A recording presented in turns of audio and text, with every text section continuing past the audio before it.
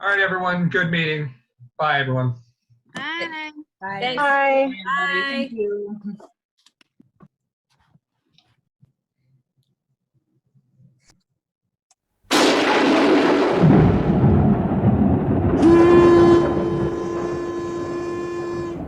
When shall we three meet again? In thunder, lightning, or in rain?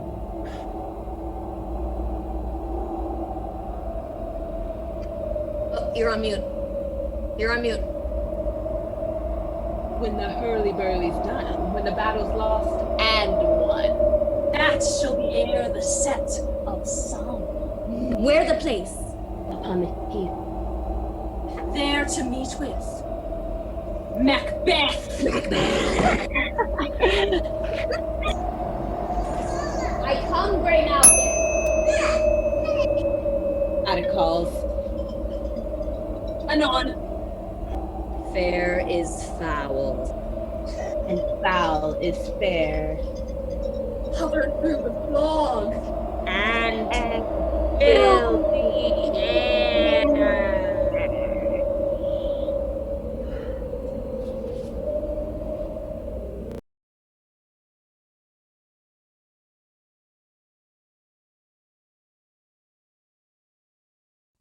What bloody man is that? He can report, as seemeth by his plight, of the revolt of the newest date. This is the sergeant, who, like a good and hardy soldier, fought against my captivity. Hail, brave friend, say to the king the knowledge of the broil as thou'st did leave it. Doubtful it stood, as two spent swimmers that do cling together, and choke their art, the merciless Macdowell. Worthy to be a rebel, for to that the multiplying villainies of nature do swarm upon him, from the western isles of kerns and gallow-glasses is supplied. And fortune, on his damned quarrel smiling, showed like a rebel's whore, but all's too weak, for brave Macbeth, well, he deserves that name.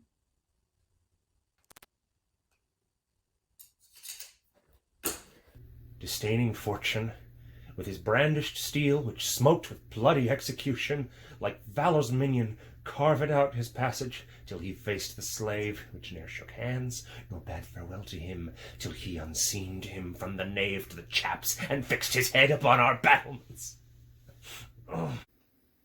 Oh, valiant cousin, worthy gentleman! As whence the sun gins his reflection, shipwrecking storms and direful thunders break, so from that spring whence comfort seemed to come, discomfort swelled. Mark, King of Scotland, mark! No sooner justice had with valour armed compelled these skipping kerns to trust their heels, but the Norwegian lord, surveying vantage, with furbished arms and new supplies of men, began a fresh assault. Dismayed not this our captains, Macbeth and Banquo? Yes, as sparrows, eagles, or the hare, the lion, if I say sooth, I must report they were. As cannons overcharged with double cracks, so they doubly redoubled strokes upon the foes, except they meant to bathe in reeking wounds, or memorize another Golgotha. I cannot tell, but I am faint, my gashes cry for help. So well thy words become thee as thy wounds, they smack of honor both. Go get him, surgeons. Who comes here? The worthy Thane of Ross. What a haste looks through his eyes, so should he look that seems to speak things strange. God save the king! Whence camest thou, worthy Thane? From Fife, great king, where the Norwegian banners flout the sky and fan our people cold. Norway himself, with terrible numbers, assisted by that most disloyal traitor, the Thane of Cawdor, began a dismal conflict, till that Bellona's bridegroom, lapped in proof, confronted him with self-comparisons, point against point, rebellious arm against arm, curbing his lavish spirit, and, to conclude, the victory fell on us. Great happiness, Now that Sweno, the Norway's king, craves composition, nor would we deign him burial of his men, till he dispersed at St. Colm's Inch $10,000 to our general use. No more the Thane of Cawdor shall deceive our bosom interest. Go, pronounce his present death, and with his former title, greet Macbeth. I will see it done. What he hath lost, noble Macbeth hath won.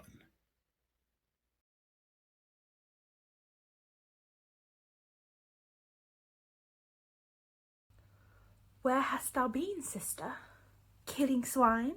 Sister, where thou? A sailor's wife had chestnuts in her lap, and munched and munched and munched. Give me, quoth I. Aroint thee, witch, the rump-fed Runyon cries. Her husband's to Aleppo gone, master of the tiger.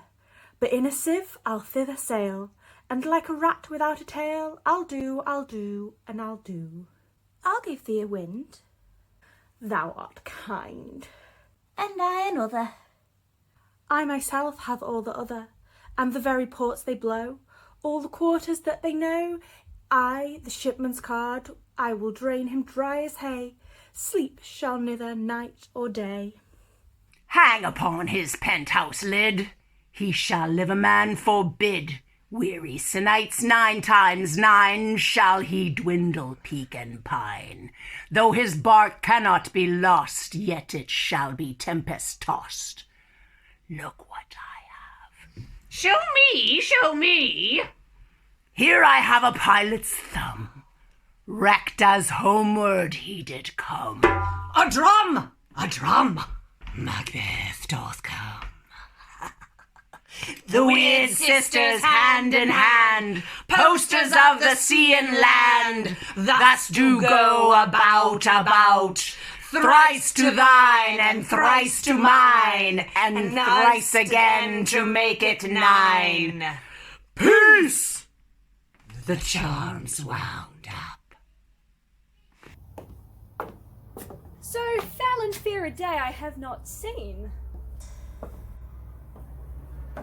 Our forest called to force. What are these so withered and so wild in their attire, that look not like the inhabitants of the earth, yet are on't? Live you, or are you aught that man may question? You seem to understand me by each at once, her chappy finger laying upon her skinny lips. You should be women, and yet your beards forbid me to interpret that you are so. Speak, if you can. What are you?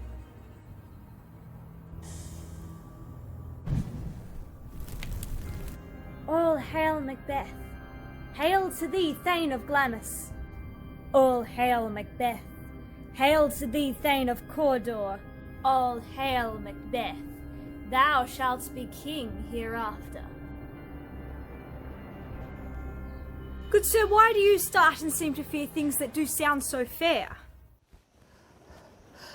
In the name of truth, are ye fantastical, or that indeed which outwardly ye show?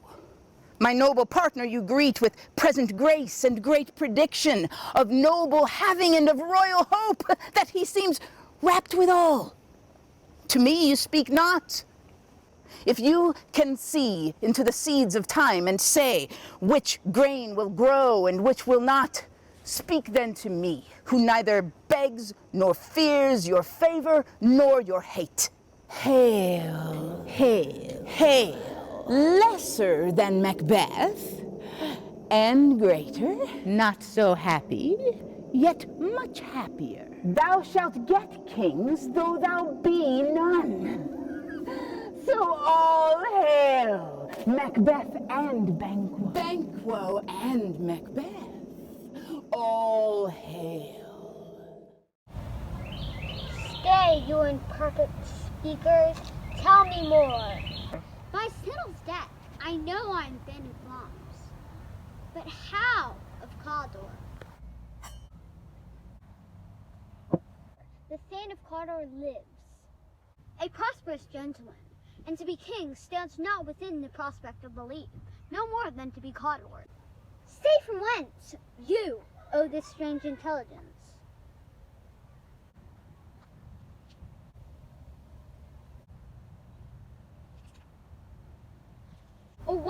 this blasted heath, you stop our way with such prophetic greeting.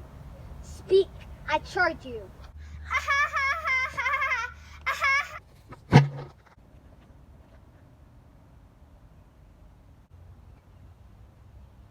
The earth has bubbles as the water has, and these are of them. Whither are they vanished? Into the air. And what seemed corporal melted as breath into the wind. Would they had stayed! Were such things here as we do speak about? Or have we eaten on the insane mood that takes the reason prisoner? Your children shall be kings. You shall be king. And Thane of Cawdor too, went it not so? To the self-same tune and words, who's there? The king hath happily received, Macbeth, the news of thy success, and when he reads thy personal venture in the rebels' fight, his wonders and his praises do contend. Which should be thine or his? Silenced with that, in viewing o'er the rest of the self-same day, he finds thee in the stout Norweyan ranks. Nothing afeard of what thy self-same didst make, strange images of death. As thick as Hall came post with post, and every one did bear thy praises in his kingdom's great defence, and poured them down before him. We are sent to give thee from our royal master thanks, only to herald thee into his side, not pay thee. And for an earnest of greater honour, he bade me from him call thee Thane of Cawdor, in which addition hail, most worthy Thane, for it is thine. What, can the devil speak true? The Thane of Cawdor lives. Why do you dress me in borrowed robes? He who was Thane lives yet, but under heavy judgment bears the life which he deserves to lose. Whether he was combined with those of Norway, or did line the rebel with hidden help and vantage, or that with both he laboured in his country's wreck, I know not. But treasons, capital, confessed, and proved have o'erthrown him. Glamis and Thane of Cawdor, the greatest is behind. Thanks for your pains.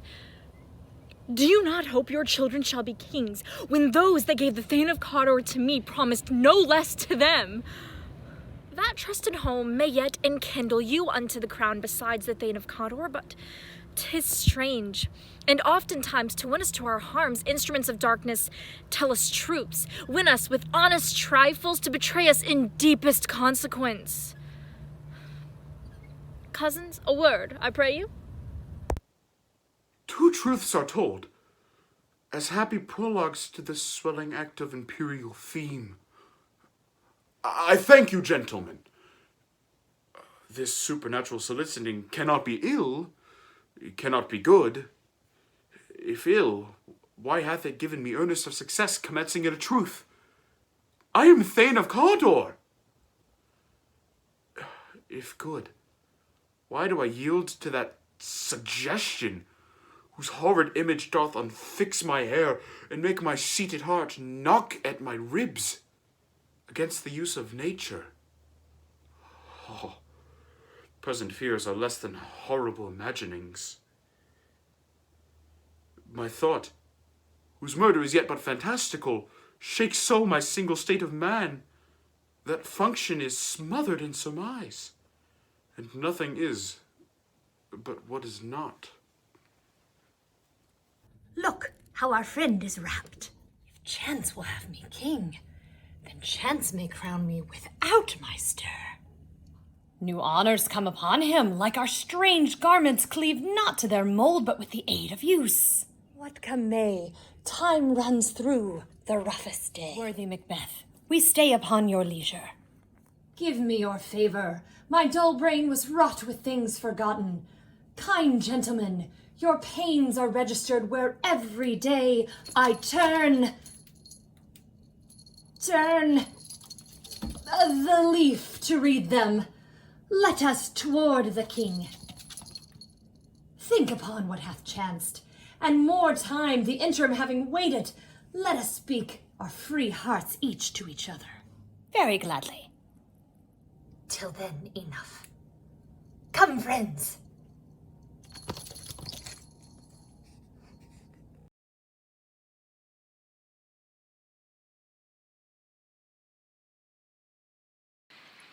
Is execution done on Cawdor? Are not those in commission yet returned? My liege, they are not yet come back, but I have spoke with one that saw him die, who did report that very frankly he confessed his treasons, implored your highness's pardon, and set forth a deep repentance. Nothing in his life became him like leaving it. He died as one that had been studied in his death to throw away the dearest thing he owed as 'twere a careless trifle. There's no art to find the mind's construction in the face. He was a gentleman on whom I built an absolute trust. Oh, worthiest cousin, the sin of my ingratitude, even now, was heavy on me. Thou art so far before, that swiftiest wing of recompense is slow to overtake thee. Would thou hadst less deserved, that the proportion of both thanks and payment might have been mine? Only I have left to say, more is thy due than more than all can pay. The service and the loyalty I owe in doing it pays itself. Your Highness's part is to receive our duties, and our duties are to your throne and state children and servants, which do but what they should by doing everything safe toward your love and honour. Welcome hither. I've begun to plant thee, and will labour to make thee full of growing. Noble Banquo, thou hast no less deserved, nor must be known, no less to have done so. Let me enfold thee, and hold thee to my heart. Therefore, if I grow, the harvest is your own. My plenteous joys, wanton in fullness, seek to hide themselves in drops of sorrow, sons, kinsmen, thanes, and you whose places are the nearest know. We will establish our estate upon our eldest Malcolm, who we name hereafter the Prince of Cumberland, which honor must not unaccompanied invest him only, but signs of nobleness like stars shall shine on all deservers. From hence to Inverness, and bind us further to you. The rest is labour, which is not used for you. I'll be myself the harbinger, and make joyful the hearing of my wife with your approach. So, humbly, I take my leave. My worthy Cawdor, the Prince of Cumberland. That is a step on which I must fall down, or else leap. For in my way it lies. Stars, hide your fires. Let not light see my black and deep desires. The eye wink at the hand. Yet let that be which the eye fears when it is done, the sea. True, worthy Banquo, he is so valiant, and in his commendations I am fed. It is a banquet to me. Let's after him, whose care has gone before to bid us welcome. It is a peerless kingsman.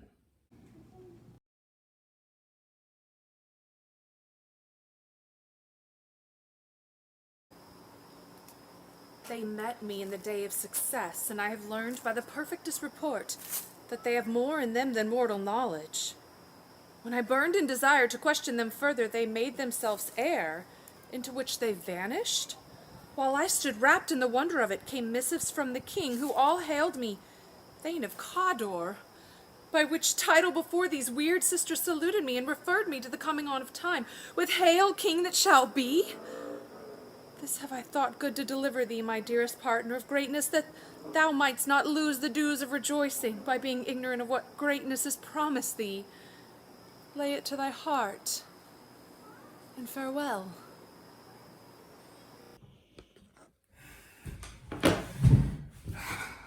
Glamis thou art and caudal, and thou shalt be what thou art promised. Yet do I fear thy nature, it is too full of the milk of human kindness to catch the nearest way. Thou wouldst be great art, not without ambition, but without the illness should attend it. What thou wouldst highly, that wouldst thou holily, wouldst not play false, and yet wouldst wrongly win. Thou'dst have great Glamis, that which cries, thus thou must do if thou have it, and that which rather thou dost fear to do, than wishes should be undone. Hie thee hither, that I may pour my spirits in thine ear, and chastise with the valour of my tongue all that impedes thee from the golden round, which fate and metaphysical aid doth seem to have thee crowned withal. What is your tidings? The king comes here tonight. Thou art mad to say it.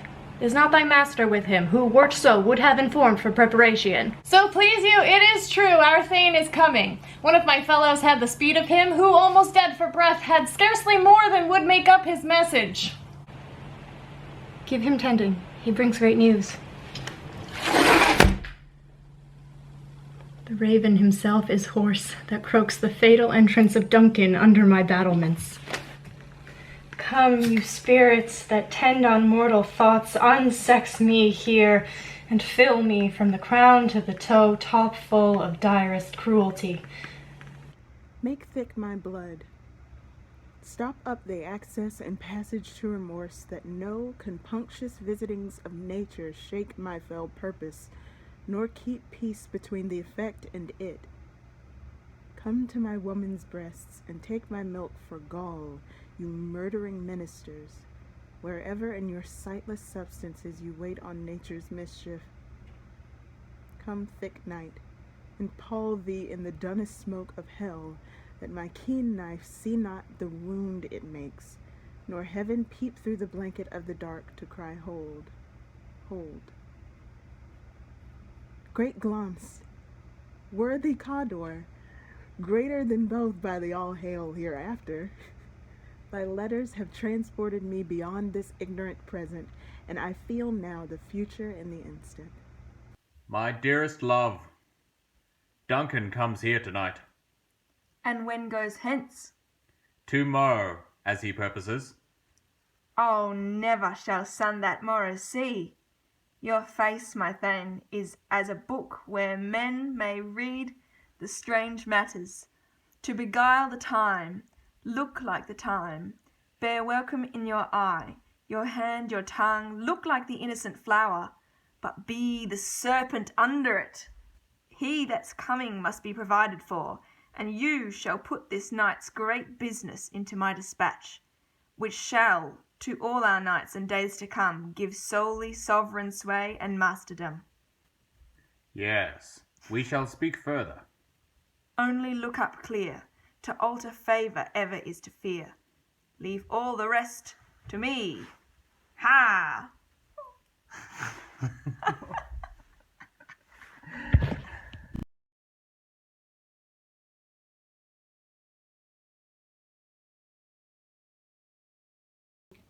This castle hath a pleasant seat. The air nimbly and sweetly recommends itself unto our gentle senses.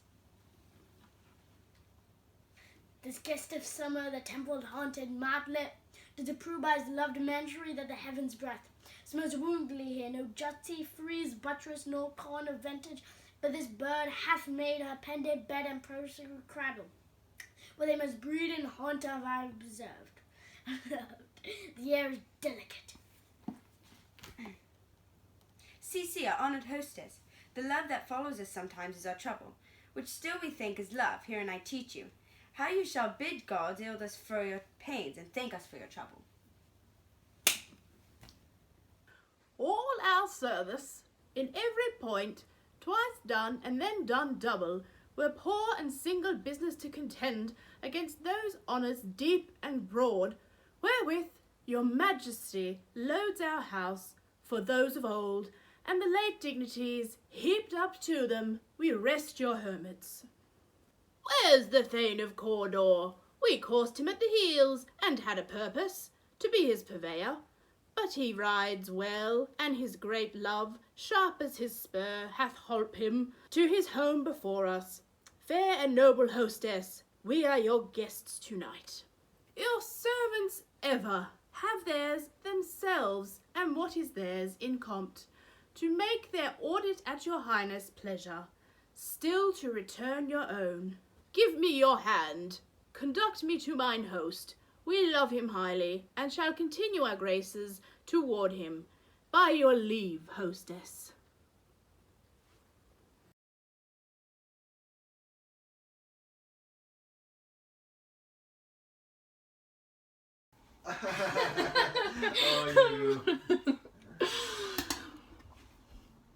If it were done when 'tis done, then 'twere well it were done quickly. If the assassination could trammel up the consequence and catch with his surcease success, but that this blow might be the be-all and the end-all here, but here, upon this bank and shoal of time, we jumped the life to come. But in these cases, we still have judgment here, that we do but teach bloody instruction, which, being taught, returns to plague the inventor. This even-handed justice commends the ingredients of our poisoned chalice to our own lips. He's here in double trust. First, as I am his kinsman and his subject, strong both against the deed. Then, as his host, who should against the murderer shut the door, not bear the knife myself. Besides, this Duncan hath borne his faculties so meek, hath been so clear in his great office, that his virtues will plead like angels, trumpet-tongued, against the deep damnation of his taking off, and pity, like a naked newborn babe striding the blast, or heaven's cherubim horsed upon the sightless couriers of the air, shall blow the horrid deed in every eye, that tears shall drown in the wind. I have no spur to break the sides of my intent, but only vaulting ambition, that o'erleaps itself and falls on the other. How now, what news? Here's our most supped. Why have you left the chamber? Hath he asked for me? Nay, not he has. We'll proceed no further in this business. He hath honoured me of late, and I have bought golden opinions from all sorts of people, which would be worn now in their newest gloss, not cast aside so soon. What's the hope drunk wherein you dressed yourself? Hath it slept since, and wakes it now to look so green and pale at what it did so freely? From this time, such I account thy love. Art thou afeard to be the same in thine own act and valour as thou art in desire? Wouldst thou have that which thou esteem'st the ornament of life, and live a coward in thine own esteem, letting I dare not wait upon I would, like the poor cat of the adage? I pray thee, priest! I dare do all that may become a man. Who dares do more is none. What beast was it then that made you break this enterprise to me?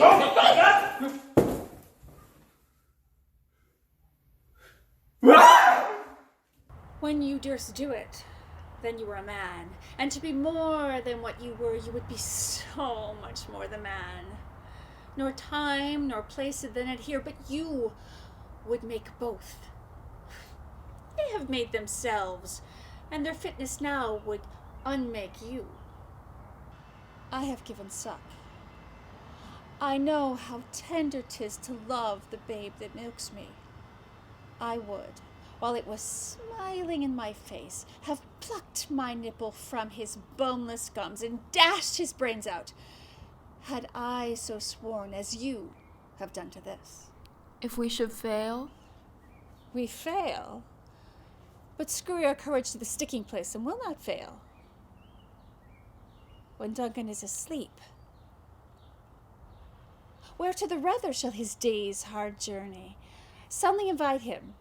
His 2 chamberlains will I wine and wassail, so convinced that memory, the warder of the brain, shall be a fume, the receipt of reason, a limbic only. When in swinish sleep their drenched natures lies in a death, What cannot you and I perform upon the unguarded Duncan? What not put upon his spongy officers who shall bear the guilt of our great quell?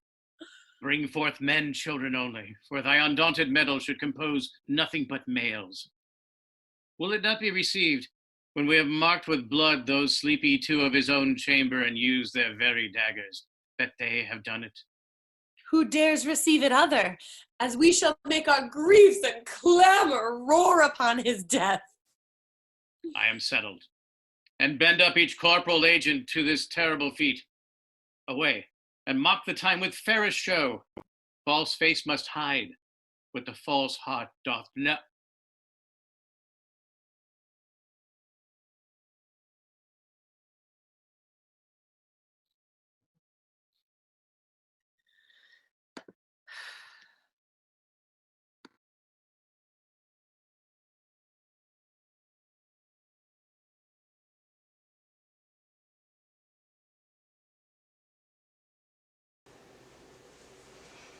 How goes the night, boy?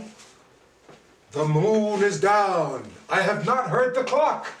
And she goes down at 12. I taked 'tis later, sir.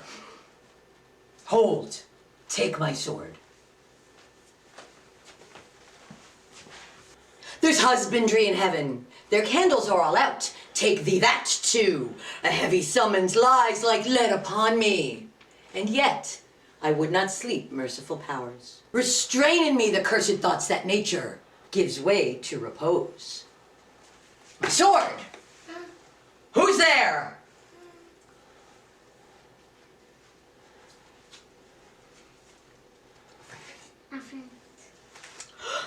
What? Sir, not yet at rest? The king's abed. He hath been in unusual pleasure, and sent forth great largesse to your offices. This diamond he greet your wife withal, by the name of most kind hostess, and shut up in measureless content. Being unprepared, our will became the servant to defect, which else should free have wrought? All's well. I dreamt last night of the 3 weird sisters.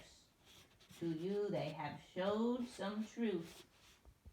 I think not of them. Yet, when we can entreat an hour to serve, we would spend it in some words upon that business, if you would grant the time. At your kindest leisure. If you shall cleave to my consent, when 'tis, it shall make honor to you. So, I lose none in seeking to augment it, but still keep my bosom franchised and allegiance clear, it shall be counselled. Good repose the while. Thanks, sir, the like to you. Go bid thy mistress. When my drink is ready, she strike upon the bell. Get thee to my bed.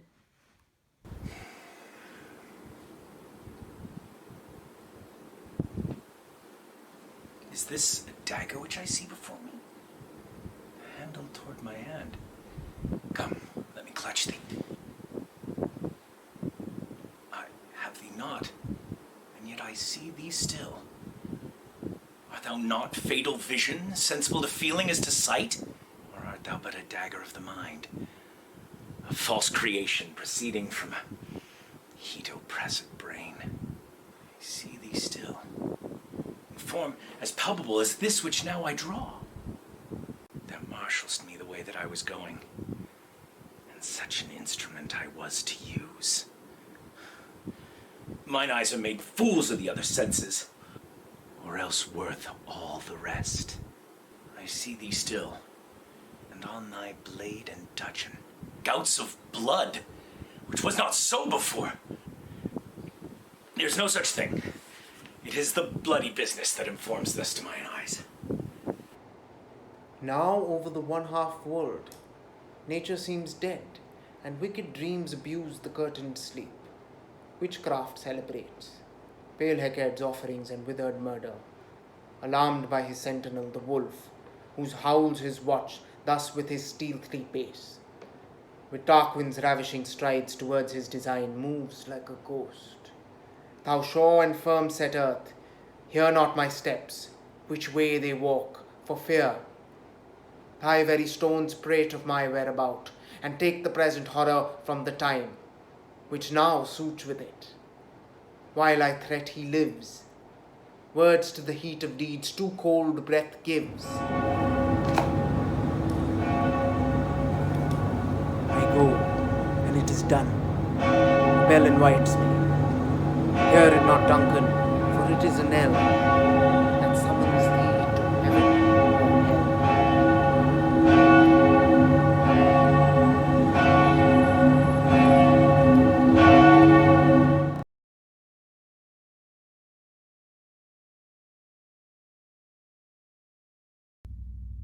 That which hath made them drunk hath made me bold. What hath quenched them hath given me fire. Hark, peace! 'Twas the owl that shrieked, the fatal bellman which gives the sternest good night. He is about it. The doors are open, and the surfeited grooms do mock their charge with snores. I've drugged their possets that death and nature do contend about them whether they live or die. Who is there? What ho? Alack, I am afraid they have awaked, and 'tis not done.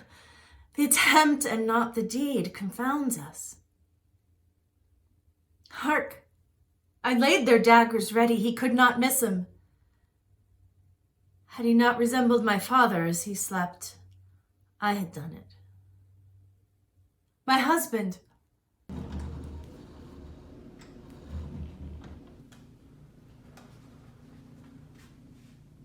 I have done the deed.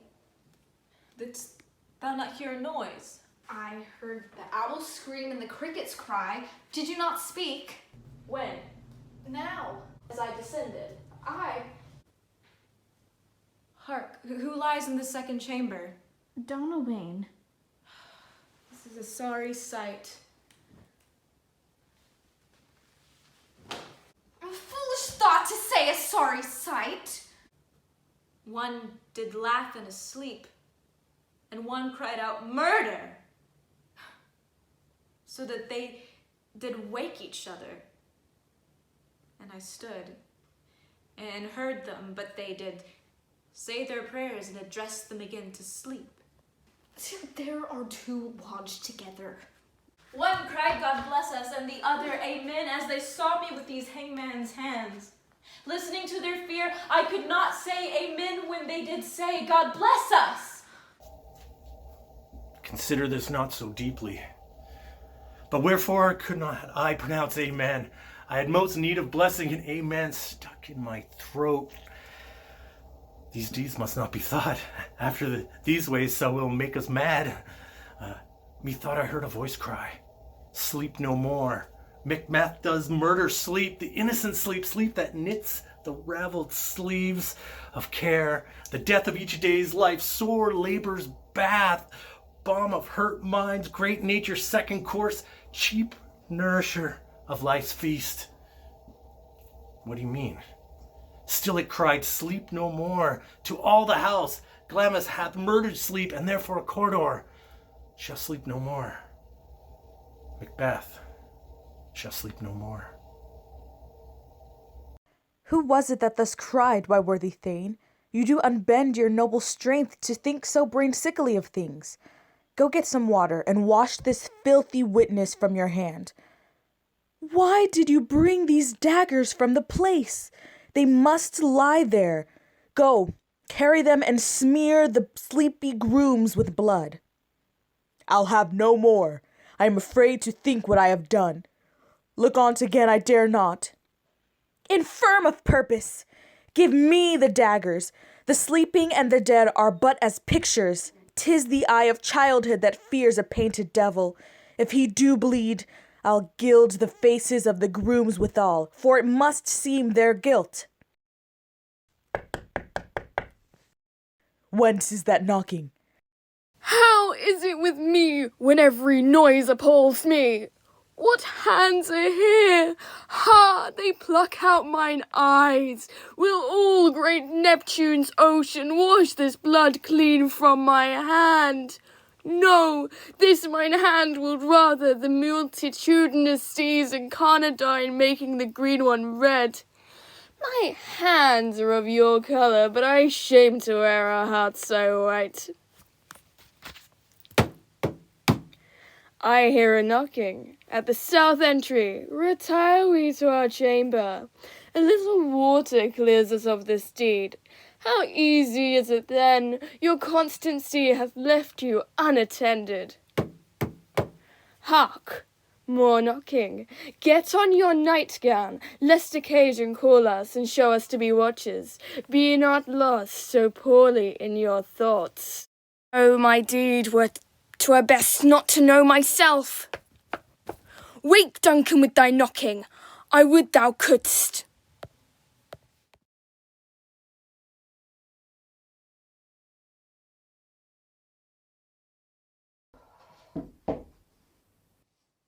Here's a knocking indeed. If a man were porter of Hellgate, he should have old turning the key.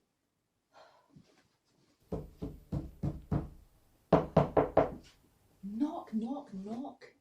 Who's there in the name of Beelzebub? Here's a farmer that hanged himself in the expectation of plenty.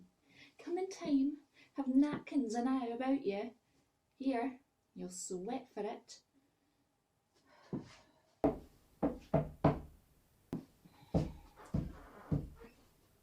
Knock, knock. Who's there in the other devil's name? Faith, here's an equivocator that could swear on both the scales against either scale, who committed treason enough for God's sake, yet could not equivocate to heaven. Oh, come in, equivocator.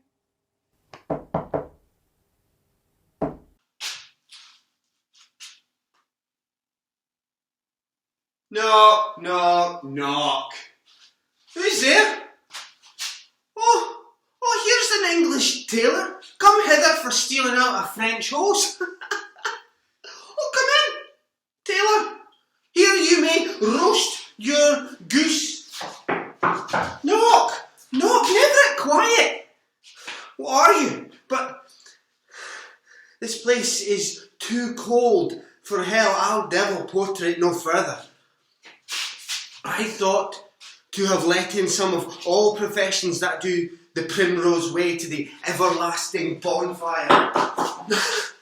Anon, I pray you please, remember the porter. Was it too late, friend? Ere you went to bed, that you do lie so late? Faith, sir, we were carousing till the second cock. And drink, sir, is the great provoker of 3 things. What 3 things does drink especially provoke? Marry, sir, nose painting, sleep and urine. Lechery, sir, it provokes and unprovokes. It provokes the desire, but it takes away the performance. Therefore, much drink may be said to be an equivocator with lechery. It makes him and it mars him. It sets him on and it takes him off. It persuades him and disheartens him. It makes him stand to and not stand to. In conclusion, equivocates him in a sleep and, giving him the lie, leaves him. I believe drink gave thee the lie last night.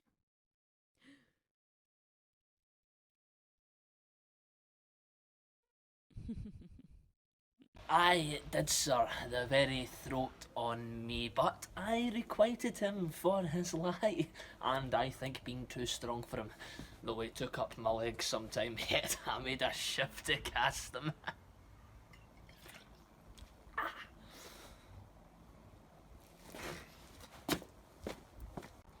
Is thy master stirring?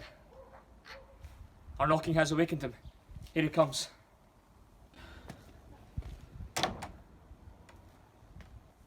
Good morrow, my noble sir. Good morrow, both. Is the king stirring, worthy Thane? Not yet. He did command me to call timely on him. I have almost slipped the hour. I'll bring you to him. But I know this is a joyful trouble to you, yet 'tis one. The labour we delight in physics pain.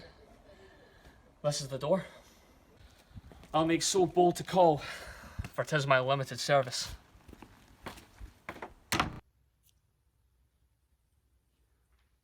Goes the king hence today? He does. He did appoint it so. The night has been unruly. Where we lay, our chimneys were blown down, and as they say, lamentings heard in the air, strange screams of death, and prophesying with accents terrible of dire combustion and confused events new hatched to woeful time.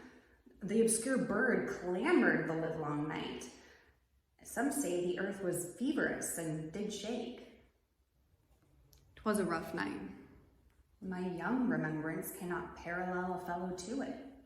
Oh, horror, horror, horror! Tongue nor heart cannot conceive nor name thee. What's the matter?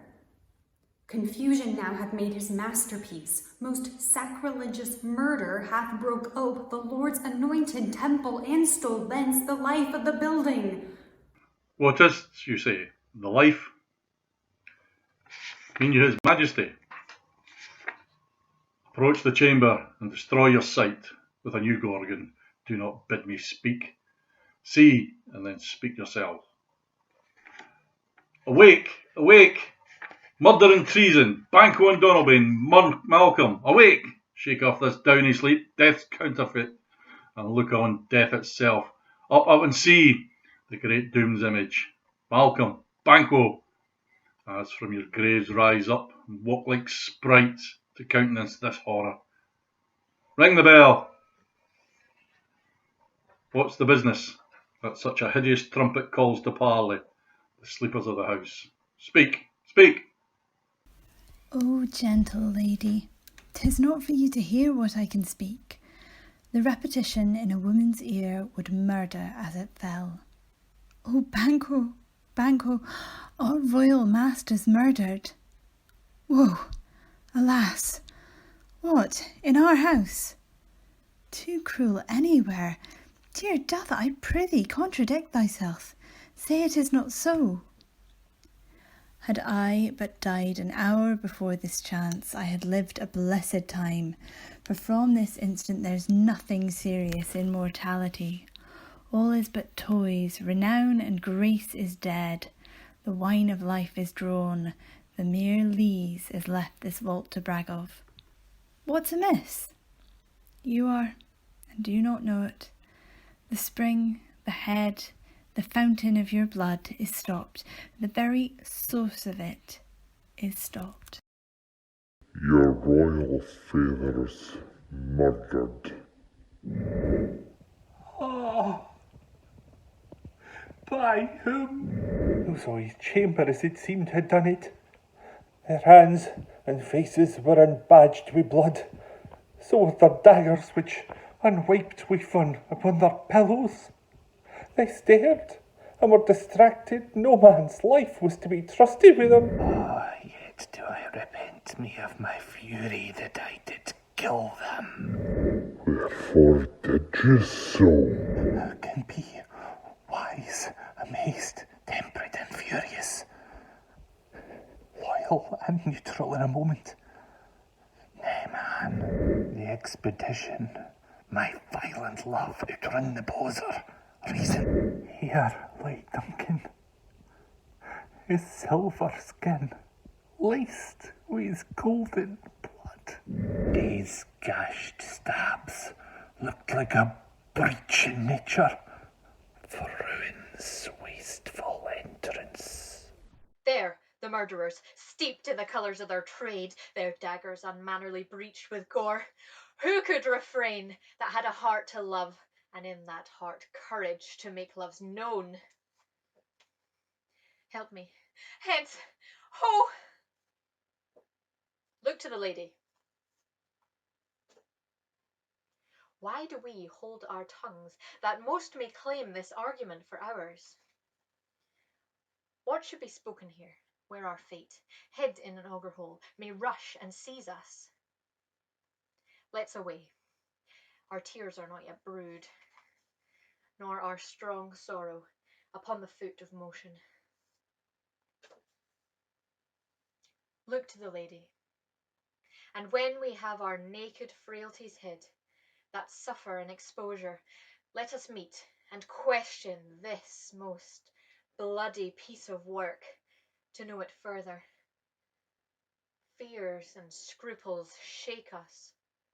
In the great hand of God I stand, and thence against the undivulged pretence I fight of treasonous malice. So do I. So all. Let's briefly put on manly readiness and meet in the hall together. Well contented. What will you do? Let's not consort with them. To show an unfelt sorrow is an office which the false man does easy. I'll to England. To Ireland I. Our separated fortunes shall keep us both the safer. Where we are, there's daggers in men's smiles. The near in blood, the nearer bloody. This murderous shaft that shot has not yet lighted, and our safest way is to avoid the aim. Therefore to horse, and let us not be dainty of leave-taking, but shift away. There's warrant in that theft which steals itself, when there's no mercy left.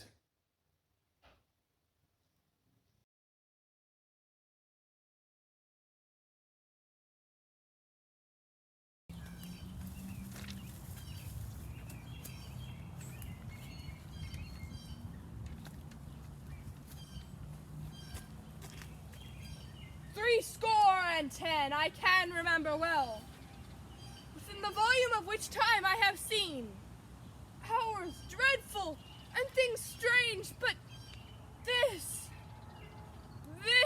sore night hath trifled former knowings. Ah, good father, thou seest the heavens as troubled with man's act. Fatten his bloody stage! 'Tis the clock, 'tis dead. And yet the dark night strangles the travelling lamp. Is it night predominant, or day shame? What darkness does earth, the face of earth, entomb, when living light should kiss it? 'Tis unnatural, even as the deed that's done. On Tuesday last, I saw a falcon in all her pride of place was by a mousing owl, hawked at and killed.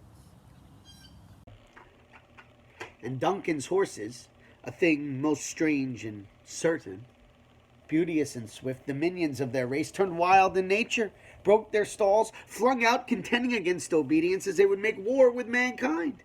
These they eat each other. They did so, to the amusement of mine eyes that looked upon it. Ah, here comes the good Macduff. How goes the world, sir, now? Why? See you not? Is it known who did this more than bloody deed?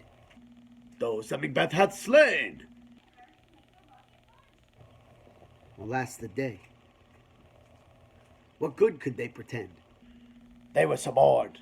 Malcolm and Donalbain, the king's two sons, are stolen away and fled, which puts upon them suspicion of the deed.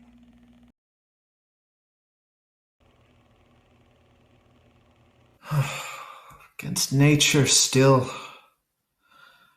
Thriftless ambition, that wilt raven up thine own life's means.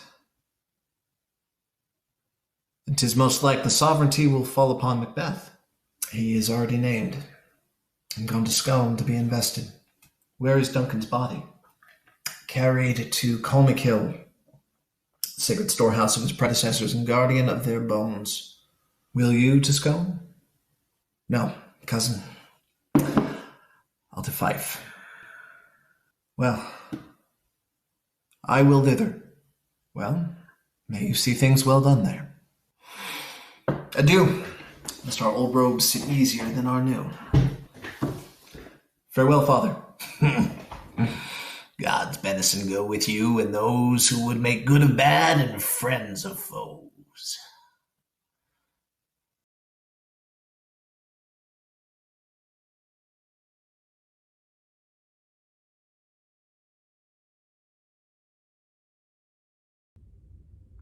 Thou hast it now. King, Cawdor, Glamis, all, as the weird women promised, and I fear thou playedst most foully for it. Yet it was said it should not stand in thy posterity, but that myself should be the root and father of many kings. If there come truth from them, as upon thee, Macbeth, their speeches shine, why, by their verities on thee made good, may they not be my oracles as well, and set me up in hope? But hush, no more.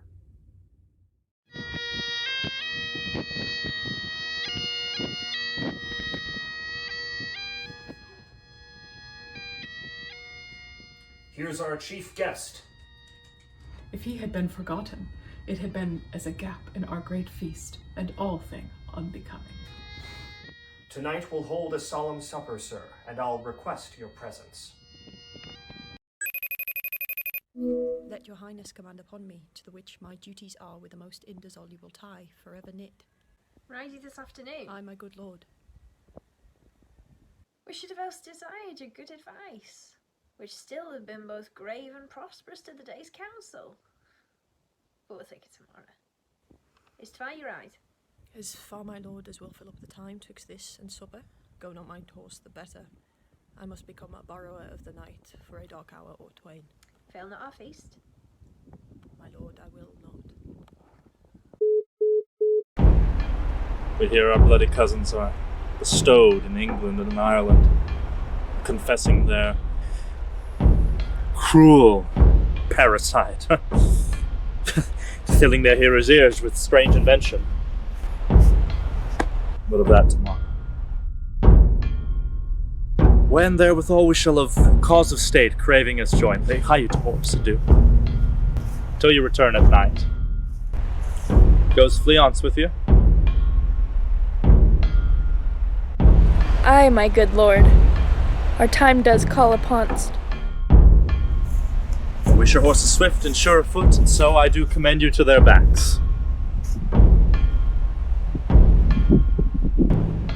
Farewell.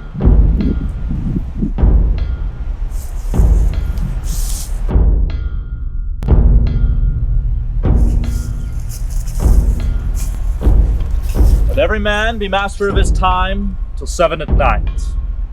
To make society the sweeter welcome, we will keep ourselves till supper time alone.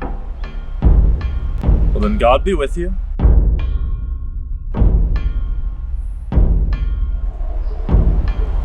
Sirrah, a word with you. Tend those men to our pleasure. They are, my lord, without the palace gate. Bring them before us. To be thus is nothing, but to be safely thus, our fears in Banquo stick deep, and in his royalty of nature reigns that which would be feared. 'Tis much he dares, and to that dauntless temper of his mind he hath the wisdom that doth guide his valour to act in safety. There is none but he whose being do I fear, and under him my genius is rebuked, as it is said Mark Antony's was by Caesar. He chid the sisters when first they put the name of king upon me, and bade them speak to him. Then prophet-like they hailed him father to a line of kings. Upon my head they placed a fruitless crown, and put a barren sceptre in my grip, thence to be wrenched with an unlineal hand, no son of mine succeeding. If it be so, for Banquo's issue have I filed my mind. For them, the gracious Duncan, have I murdered, put rancors in the vessel of my peace, only for them. And mine eternal jewel given to the common enemy of man, to make them kings, the seed of Banquo kings. Rather than so, come fate into the list, and champion me to the utterance. Who's there? Now go to the door and stay there till we call. Was it not yesterday we spoke together? It was, so please your highness.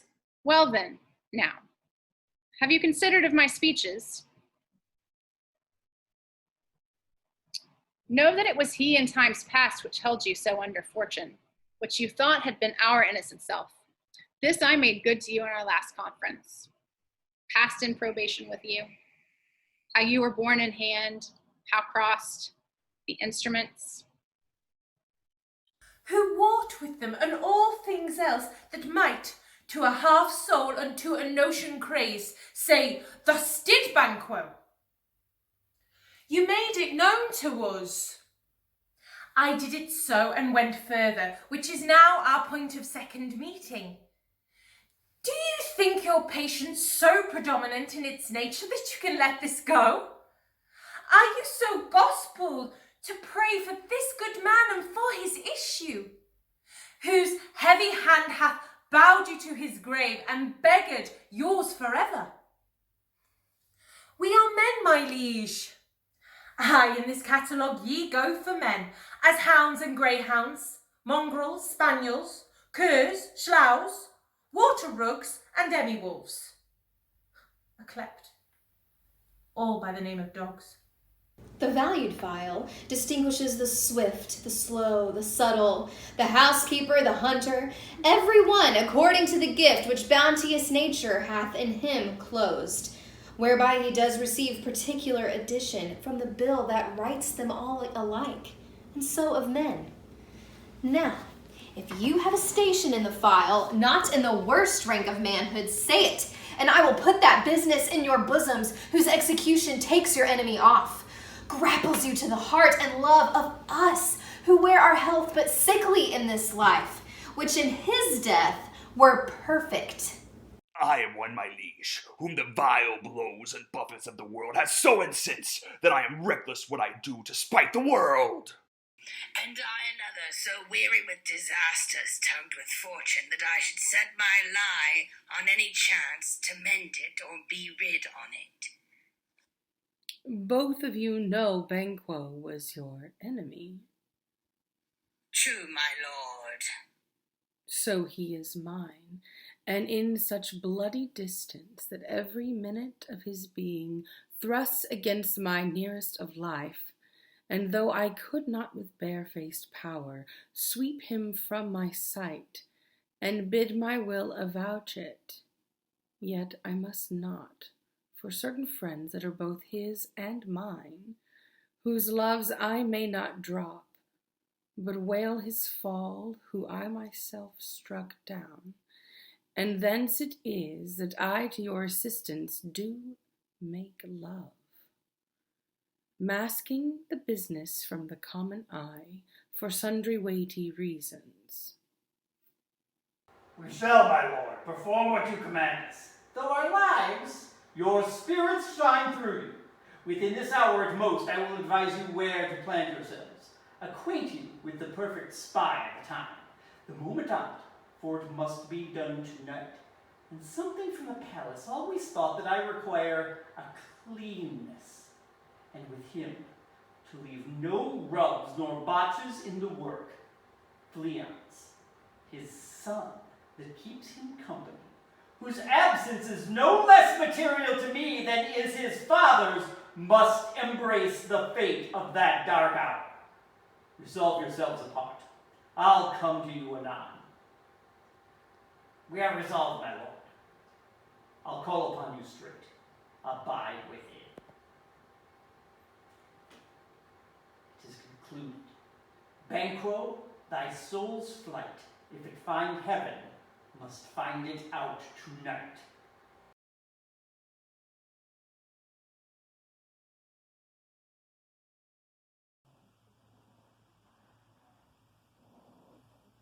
Is Banquo gone from court?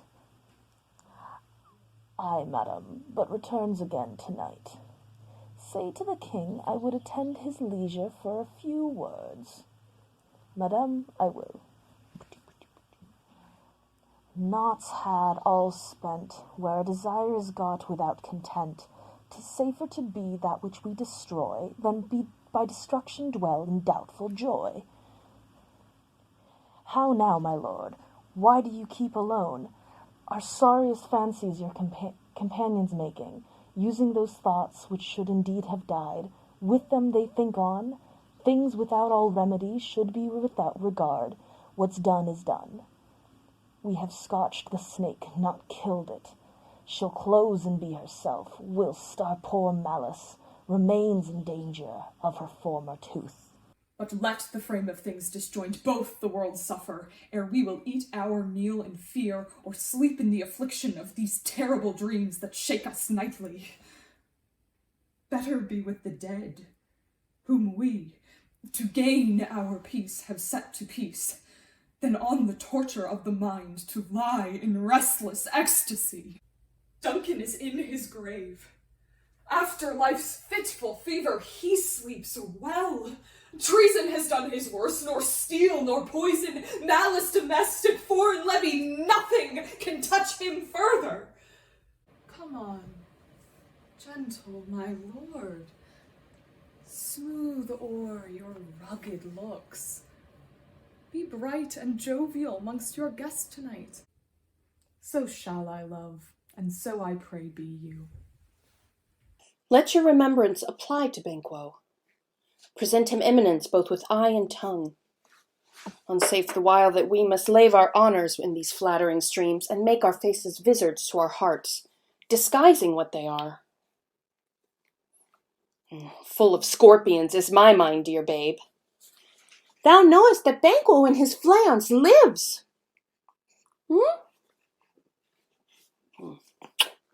There's comfort yet. They are assailable. Then be thou jocund. Ere the bat hath flown his cloistered flight, ere to black Hecate's summons the shard-born beetle with his drowsy hums hath rung night's yawning peal. There shall be done a deed of dreadful note. What's to be done? Be innocent of the knowledge, dearest Chuck, till thou applaud the deed.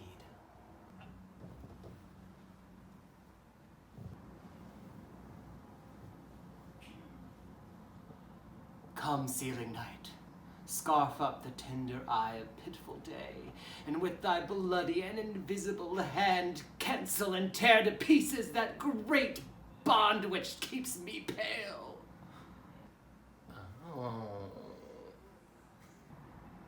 Light thickens, and the crow makes wing to the rocky wood. Good things of day begin to droop and drowse, while night's black agents to their praise do rouse.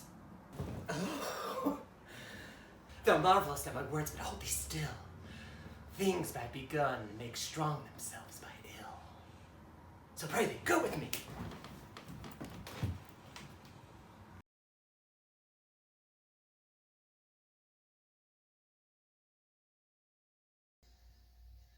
But who did bid thee join with us? Macbeth. He needs not our distrust, for he delivers our offices and what we have to do to the direction just. Then stand with us. The west yet glimmers with some streaks of day, now spurs the lated traveller towards the lighted inn, and near approaches the subject of our watch. Hark! I hear horses. Give us a light there! Ho! Then 'tis he. The rest that are within the note of expectation are in the court. His horses go about. Almost a mile, but he does usually, so all men do. From hence to the palace gate make it their walk. A light! A light! 'Tis he. Stand to it. It will rain tonight. Let it come down. Oh, treachery! Fly, good fleance! Fly, fly, fly! Thou revenged me, O slave! Ah! Who did strike out the light? 'Tis not the way. Well, there's but one down. The sun has fled. We've lost best half of our affair. Well, let's away and say how much is done.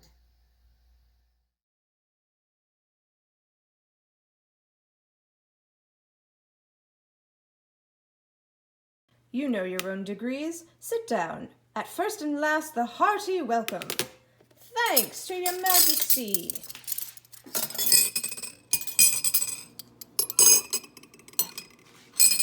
Ourself will mingle with society and play the humble host. Our hostess keeps her state, but in best time we will require her welcome. Pronounce it for me, sir, to all our friends, for my heart speaks they are welcome. See they encounter thee with their heart's thanks. Both sides are even, I shall sit here in the midst.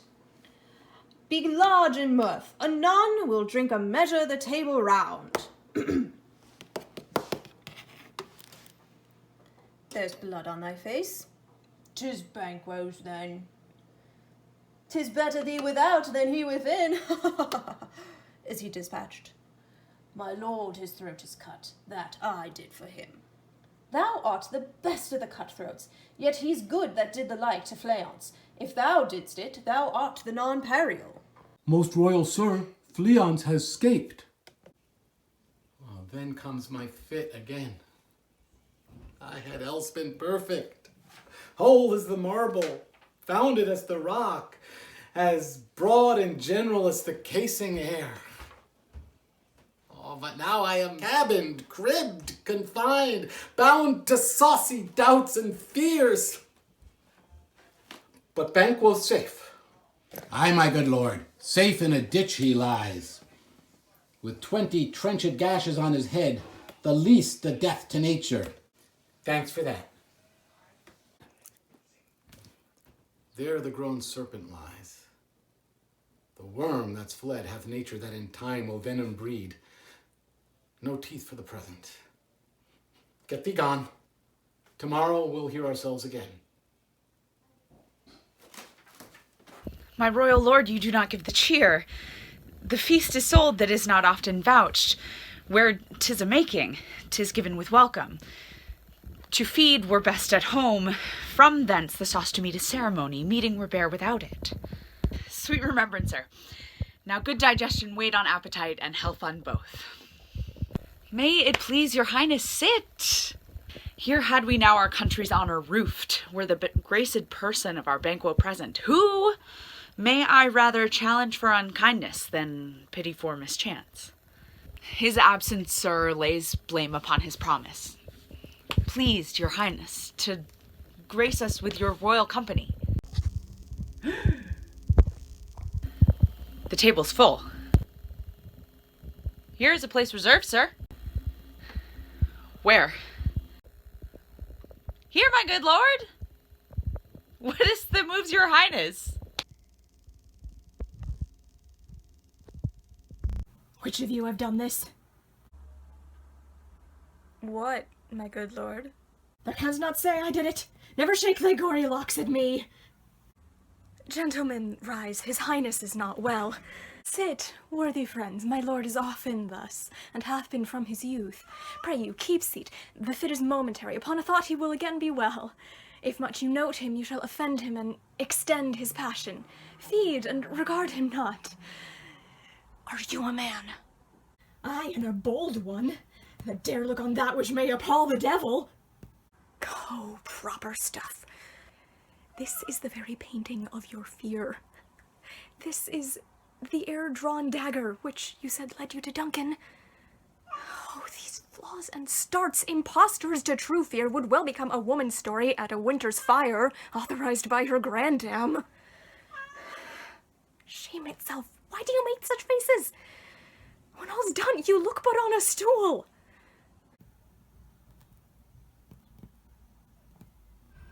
Prithee, see there!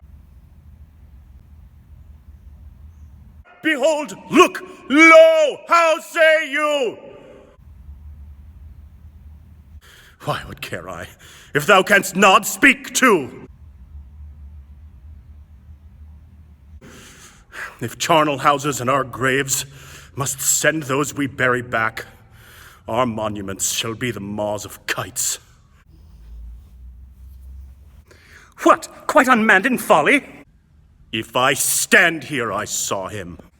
Fie, for shame! Blood hath been shed ere now, in the olden time, ere human statute purged the gentle wheel, and since 2 murders have been performed, too terrible for the ear.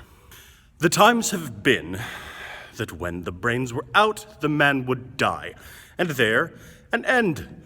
But now they rise again, with 20 mortal murders on their crowns, and push us from our stools.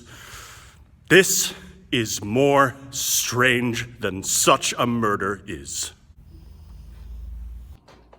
My worthy lord, your noble friends do lack you. I do forget. Do not muse at me, my most worthy friends. I have a strange infirmity which is nothing. To those that know me, come love and health to all. Then I'll sit down, give me some wine, fill full. I drink to the general joy of the whole table, and to our dear friend Banquo, whom we miss. Would he were here, in him we thirst, and all in all. Our duties and the pledge.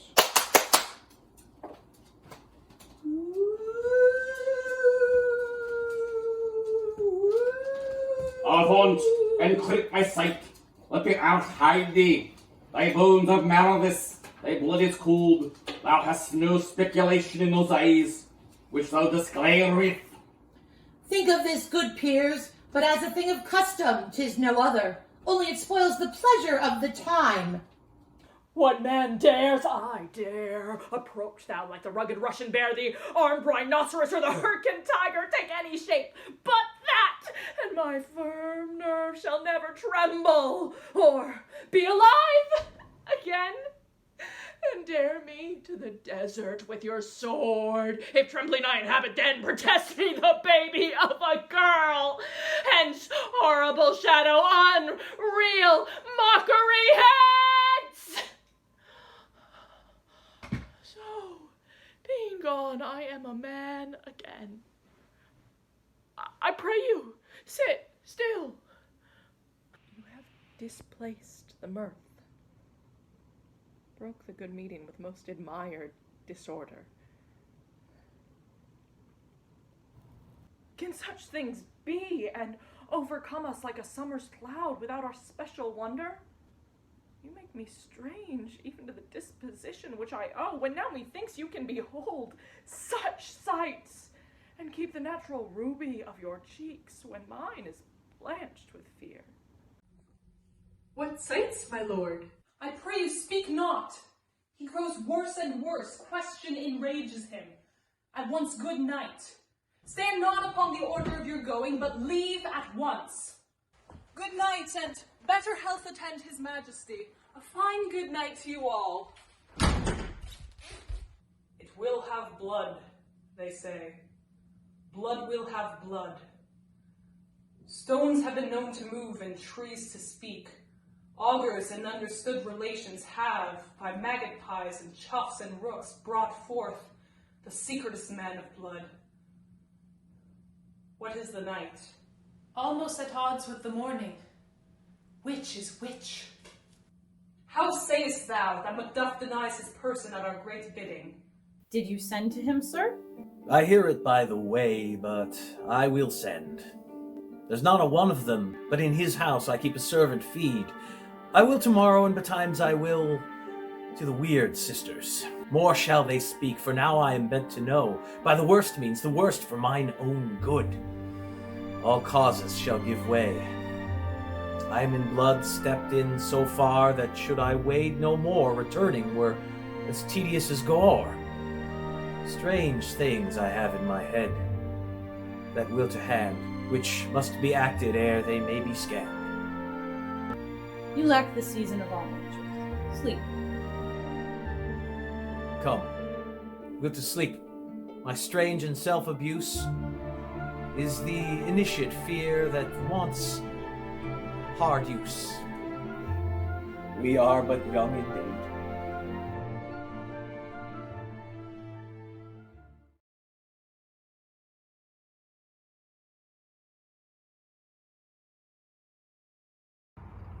Why, how now, Hecate? You look angrily. And have I not reason, Beldams, as you are saucy and overbold? How did you dare to trade and traffic with Macbeth in riddles and affairs of death? And I, the mistress of our charms, the close contriver of all harms, was never called to bear my part, or share the glory of our art. And which is worse, all that you have done hath been but for a wayward son, spiteful and wrathful, who, as others do, loves for his own ends, and not for you. But make amends now. Get thee gone. At the pit of Acheron meet me in the morning. Thither he will come to know his destiny. Your vessels and your spells provide, your charms and everything beside. I am for the air. This night I'll spend unto a dismal and a fatal end. Great business must be wrought ere noon, upon the corner of the moon. There hangs a vaporous drop profound. I'll catch it ere it come to ground, and that distilled by magic sleight shall raise such artificial sprites as by the strength of their illusion shall draw him on to his confusion. He shall spurn fate, scorn death, and bear he hopes 'bove wisdom, grace, and fear. And you all know security is mortal's chiefest enemy.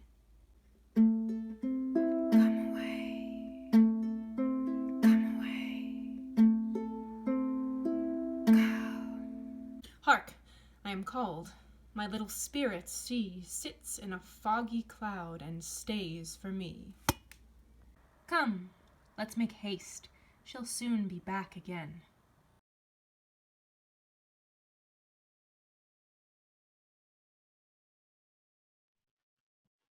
Hi, fellow murderinos. Lennox here.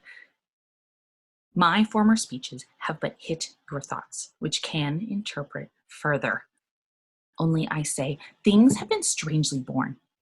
The gracious Duncan was pitied of Macbeth. Mary, he was dead.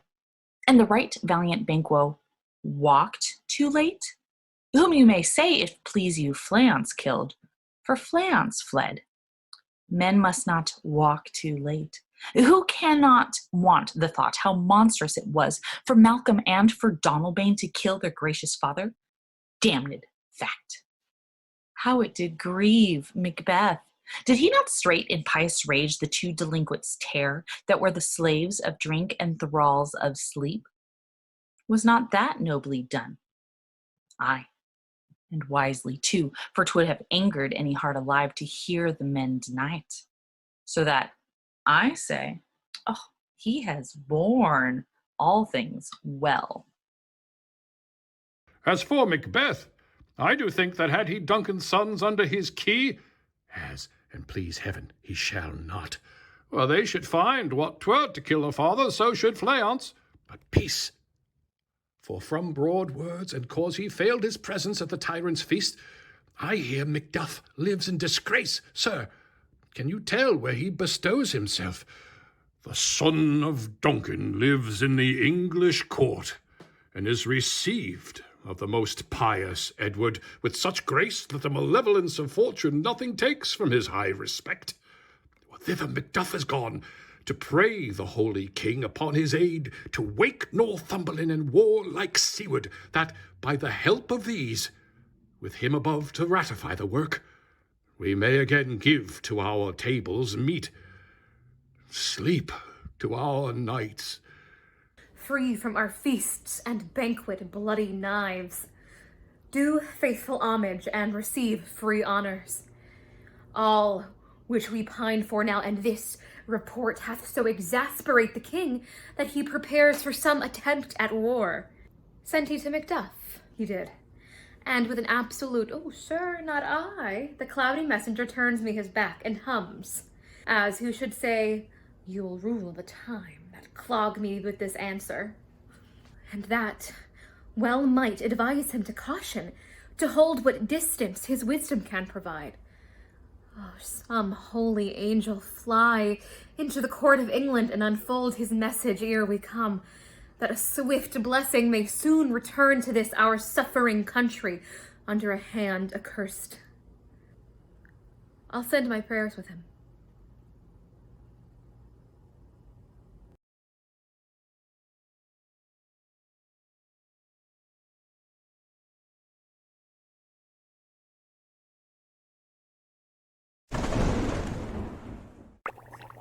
Thrice the brinded cat hath mewed.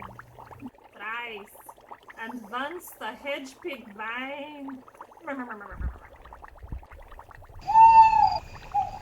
Poppy cries, 'tis time.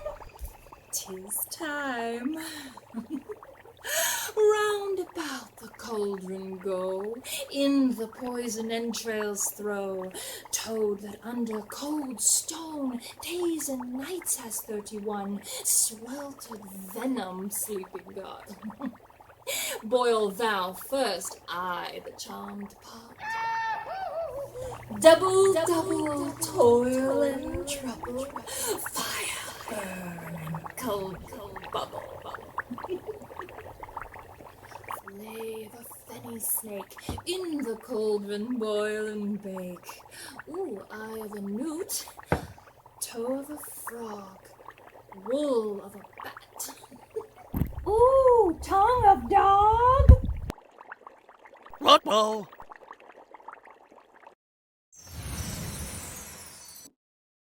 Adder's fork and blind worm's sting, lizard's leg and howlet's wing, for a charm of powerful trouble, like a hell broth boil and bubble.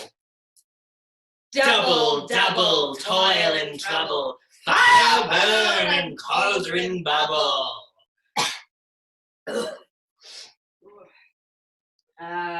Scale of dragon, tooth of wolf, witch's mummy, maw and gulp of the rabbit, salt sea shark, root of hemlock, dig of the dark, liver of a blaspheming Jew? No, okay, we're just that one. Gall of goat and slips of use over to the moon's eclipse. Nose of Turk and Tartar's lips? No. Finger of birth strangled babe. Ditch delivered by drab. Make the gruel thick and slab. Okay. Add thereto a tiger's children for the ingredients of our cauldron. Great. Double, toil and trouble. Fire burn and cauldron bubble. Cool it with a baboon's blood. Then the charm is firm and good. Oh, well done! I commend your pains. Now everyone shall share in the gains. Now, about the cauldron, sing like elves and fairies in a ring, enchanting all that you put in. By the pricking of my thumbs, something wicked this way comes. Open locks, whoever knocks! How now, you secret black and midnight hags? What is it you do? A deed without a name. I conjure you by that which you profess. Howe'er you come to know it, answer me. Do you untie the winds and let them fight against the churches? Do the yeasty waves confound and swallow navigation up? Do bladed corn be lodged and trees blown down? Do castles topple on their warders' heads?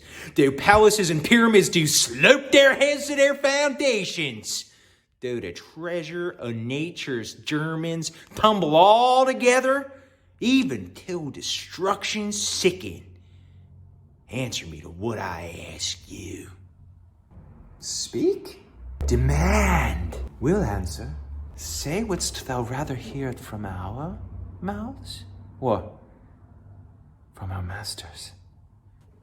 Call him. Let me see him. What? Pour in sow's blood that hath eaten her 9 pharaoh. Grease that sweaten from the murderer's gibbet, throw into the flame.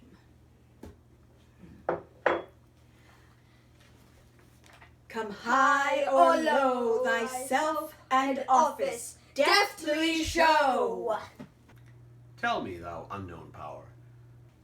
He knows thy thought. Hear his speech, but say thou not.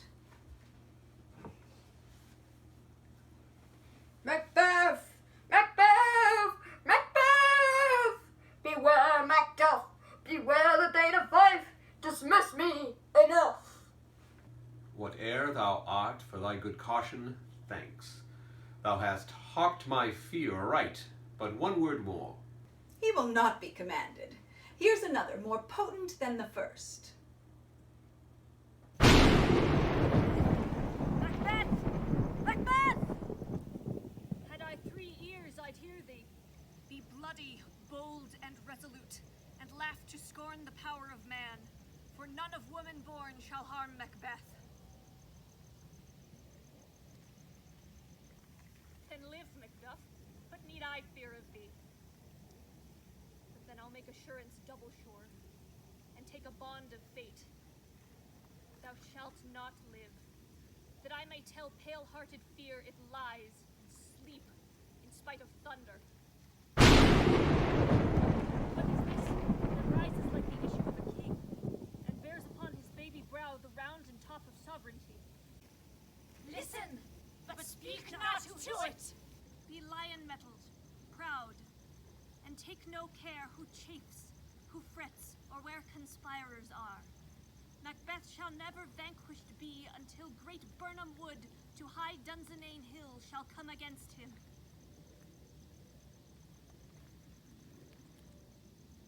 That will never be. Who can impress the forest, bid the tree unfix his earthbound root? Sweet bodements, good! Rebellion's head rise never till the wood of Birnam rise, and our high-placed Macbeth shall live the lease of nature, pay his breath to time and mortal custom. Yet my heart throbs to know one thing. Tell me, if your art can tell so much, shall Banquo's issue ever reign in this kingdom? Seek to know no more. I will be satisfied. Deny me this, and an eternal curse fall on you. Let me know. Why sings that cauldron? And what noise is this? Show, show, show. Show his eyes and grieve his heart. Come like shadows, so depart. Thou art too like the spirit of Banquo. Down! Thy crown does sear mine eyeballs, and thy hair, thou other gold-bound brow, is like the first. A third is like the former filthy hag's. Why do you show me this? A fourth! Start, eyes! What, will the line stretch out to the crack of doom? Another yet, a seventh, I'll see no more! And yet the eighth appears, who bears a glass, which shows me many more, and some I see that twofold balls and treble scepter carry. Horrible sight, now I see 'tis true, for the blood-boltered Banquo smiles upon me, and points at them for his. What? Is this so? Aye, sir. All this is so. But why stands Macbeth thus amazedly? Come, sisters, cheer we up his sprites, and show the best of our delights.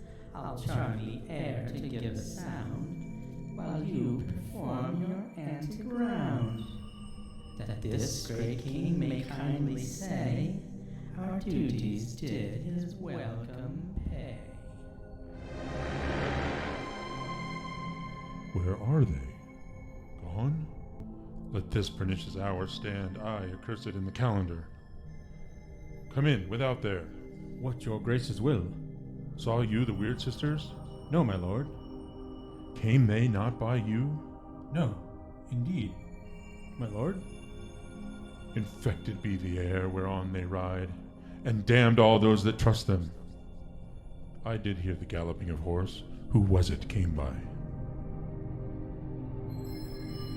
'Tis 2 or 3, my lord. Macduff has fled to England. Fled to England? Aye, my good lord. Time. Thou anticipatest my dread exploits. The flighty purpose never is o'ertook unless the deed go with it. From this moment, the very firstlings of my heart shall be the firstlings of my hand. And even now, to crown my thoughts with axe, be it thought and done. The castle of Macduff I will surprise, seize upon fight, give to the edge of sword his wife, his babes, and all the unfortunate souls that trace him in his line. No boasting like a fool. This deed I'll do before this purpose cool. But no more sights. Where are these gentlemen? Come, bring me where they are.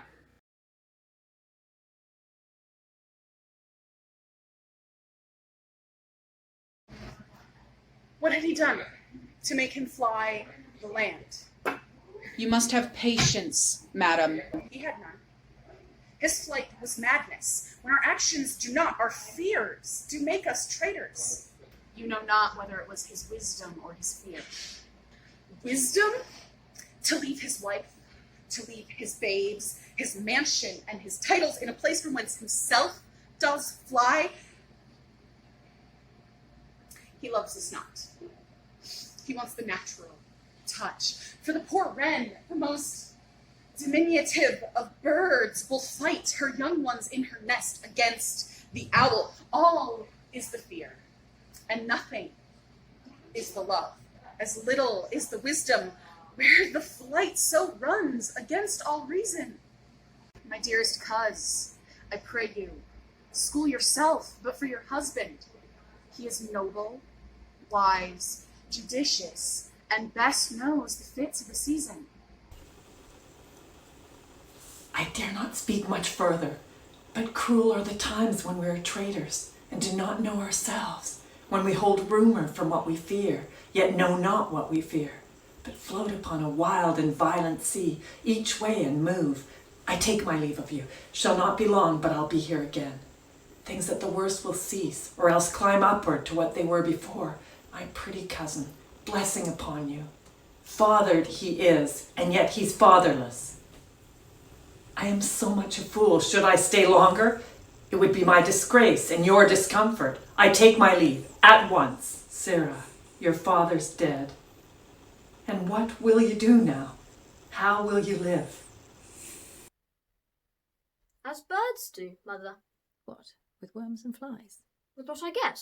I mean, and so do they. Poor bird, thou'st never fear the net nor line, the pitfall nor the gin. Why should I, mother? Poor birds they are not set for. My father is not dead, for all you're saying. Yes, he is dead. How will that do for a father? Nay, how will you do for a husband? Why, I can buy me 20 at any market. Then you'll buy 'em to sell again. Thou speaks with all thy wit, and yet have faith with wit enough for thee. Was my father a traitor, mother? Aye, that he was. What is a traitor? Why, one that swears and lies. And be all traitors that do so? Everyone that does so is a traitor, and must be hanged. And must they all be hanged that swear and lie? Everyone. And who must hang them? Why, the honest men. Then the liars and swearers are fools, for there are liars and swearers enough to beat the honest men and hang up them. Now God help thee, poor monkey, but how wilt thou do for a father? If he were dead, you'ld weep for him. If you would not, it were a good sign that I should quickly have a new father. Poor prattler, how thou talk'st! Bless you, fair dame. I am not known to you, though in your state of honour I am perfect. I doubt some danger does approach you nearly. If you will take a homely man's advice, be not found here. Hence with your little ones. To fright you thus, methinks I am too savage. To do worse to you were fell cruelty, which is too nigh your person. Heaven preserve you, I dare abide no longer.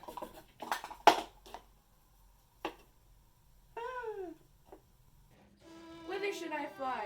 I've done no harm, but I remember now I'm in this earthly world, where to do harm is often laudable. To do good sometime accounted dangerous folly. Why then, alas, do I put up that womanly defense, to say I have done no harm? What are these faces?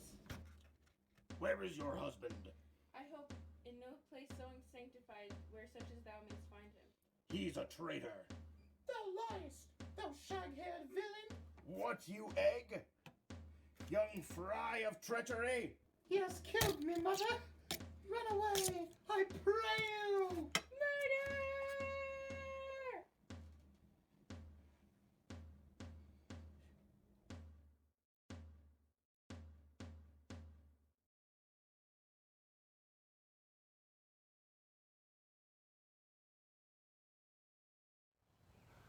Let us seek out some desolate shade, and there weep our sad bosoms empty. Let us rather hold fast the mortal sword, and like good men bestride our downfallen birthdom, each new morn, new widows howl, new orphans cry, new sorrows strike heaven on the face that it resounds, as if it felt with Scotland and yelled out, like syllable of dolour. What I believe I'll wail, what no believe, and what I can redress, as I shall find time to friend, I will. What you have spoke, it may be so perchance. This tyrant, whose sole name blisters our tongues, was once thought honest. You have loved him well. He hath not touched you yet. I am young, but something you may deserve of him through me and wisdom, to offer up a weak, poor, innocent lamb to appease an angry God. I am not treacherous, but Macbeth is. A good and virtuous nature may recoil in an imperial charge, but I shall crave your pardon. That which you are my thoughts cannot transpose. Angels are bright still. Though the brightest fell, through all things foul will wear the brows of grace. Yet grace must still look so. I have lost my hope. Perchance, even there, where I did find my doubts, why that rawness left you wife and child, those precious motives, those strong knots of love, without leave taking? I pray you, let not my jealousies be your dishonors, but mine own safeties. You may be rightly just, whatever I shall think. Bleed, bleed, poor country! Great tyranny, lay thou thy bases sure, for goodness dare not check thee. Wear thou thy wrongs, the title is afeard. Fare thee well, lad. I would not be the villain that thou think'st, for the whole space that's in the tyrant's grasp, and the rich east to boot. Be not offended. I speak not as an absolute fear of you. I think our country sinks beneath the yoke. It weeps, it bleeds, and each new day a gash is added to her wounds. I think withal there would be hands uplifted in my right, and from gracious England I have offer of goodly thousands. But for all this, when I shall tread upon the tyrant's head, or wear it on my sword, yet my poor country shall have more vices than before, more suffer, and more sundry ways than ever by him that shall succeed. What should he be? It is myself, I mean, in whom I know all the particulars of vice so grafted that when they shall be opened, black Macbeth will seem as pure as snow, and the poor state esteem him as a lamb being compared with my confineless harms. Not in the legions of horrid hell can come a devil more damned in evils to top Macbeth. I grant him bloody, luxurious, avaricious, false, deceitful, sudden, malicious, smacking of every sin that has a name, but there's no bottom, none. And my voluptuousness, your wives, your daughters, your matrons, and your maids could not fill up the cistern of my lust and my desire. All continent impediments would o'erbear that did oppose my will. Better Macbeth than to have such a one to reign. Boundless intemperance in nature is a tyranny. It has been the untimely emptying of the happy throne and the fall of many kings. But fear not yet to take upon you that which is yours. You may convey your pleasures in a spacious plenty, and yet seem cold the time that you would so hoodwink. We have willing dames enough. Oh, there cannot be that vulture in you to devour so many as will for greatness dedicate themselves for something so inclined. With this there grows in my most ill-composed affections such a stanchless avarice that, were I king, I should cut off the nobles for their lands, desire his jewels and his other's house, and my more having would be as a sauce, to make me hunger more, that I should forge quarrels unjust, the good and loyal, destroying them for their wealth. This avarice sticks deeper, grows with more pernicious root than summer-seeking lust, and it hath been the sword of our slain kings. Yet do not fear. Scotland hath for sons to fill up your will, of your mere own. All these are portable, with other graces weighed. But I have none, the king becoming graces as justice, verity, temperance, stableness. Bounty, perseverance, mercy, lowliness, devotion, patience, courage, fortitude. I have no relish of them, but abound in the division of each several crime, acting it many ways. Nay, had I power, I should pour the sweet milk of Concord into hell. Uproar the universal peace. Confound all unity on earth. Oh, Scotland. Scotland. If such a one be fit to govern, speak. I am as I have spoken. Fit to govern? No. Not to live. Nation miserable. With an untitled tyrant, bloody sceptered. When shalt thou see thy wholesome days again? Since at the truest issue of thy throne, by his own interdiction, stands accursed, and does blaspheme his breed. Thy royal father was a most sainted king. The queen that bore thee, oftener upon her knees than on her feet, died every day she lived. Fare thee well.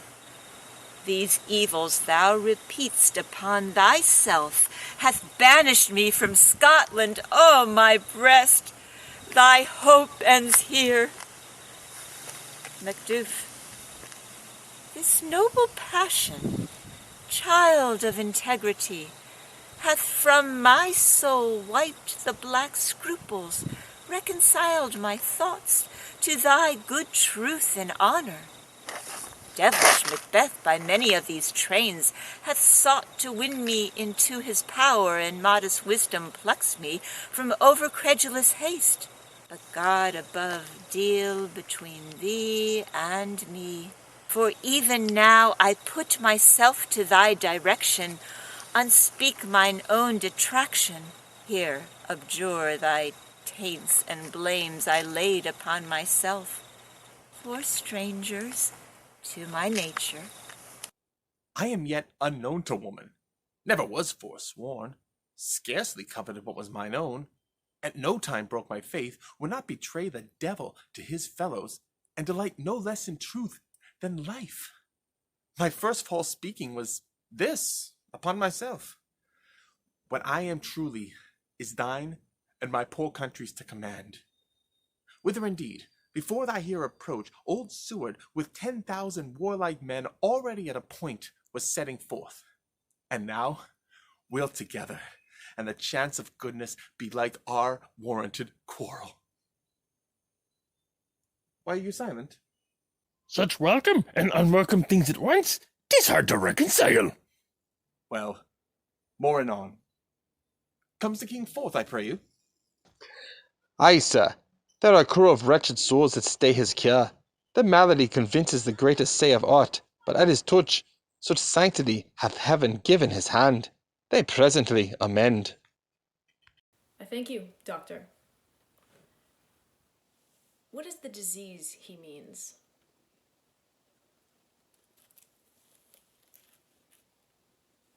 'Tis called the evil, a most miraculous work in this good king, which often since my here remain in England I have seen him do.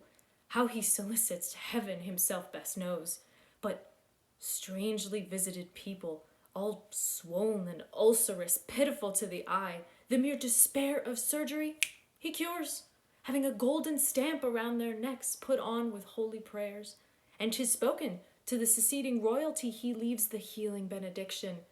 With this strange virtue he hath a heavenly prophecy, and sundry blessings hang about his throne that speak him full of grace. See, who comes here? My countryman, but I know him not. My ever-gentle cousin, welcome hither. I know him now. Good God betimes remove the means that make us strangers. Sir, amen. Stay in Scotland where it did? Alas, poor country, almost afraid to know itself. It cannot be called our mother, but our grave, where nothing but who knows nothing is once seen to smile, where sighs and groans and shrieks rend the air, are made, not marked, where violent sorrow seems a modern ecstasy. The dead man's knell is there scarce asked for who, and good men's lives expire before the flowers in their caps, dying or ere they sicken. Oh, relation, too nice and yet too true. What's the newest grief? That of an hour's age doth hiss the speaker. Each minute teems a new one. How does my wife?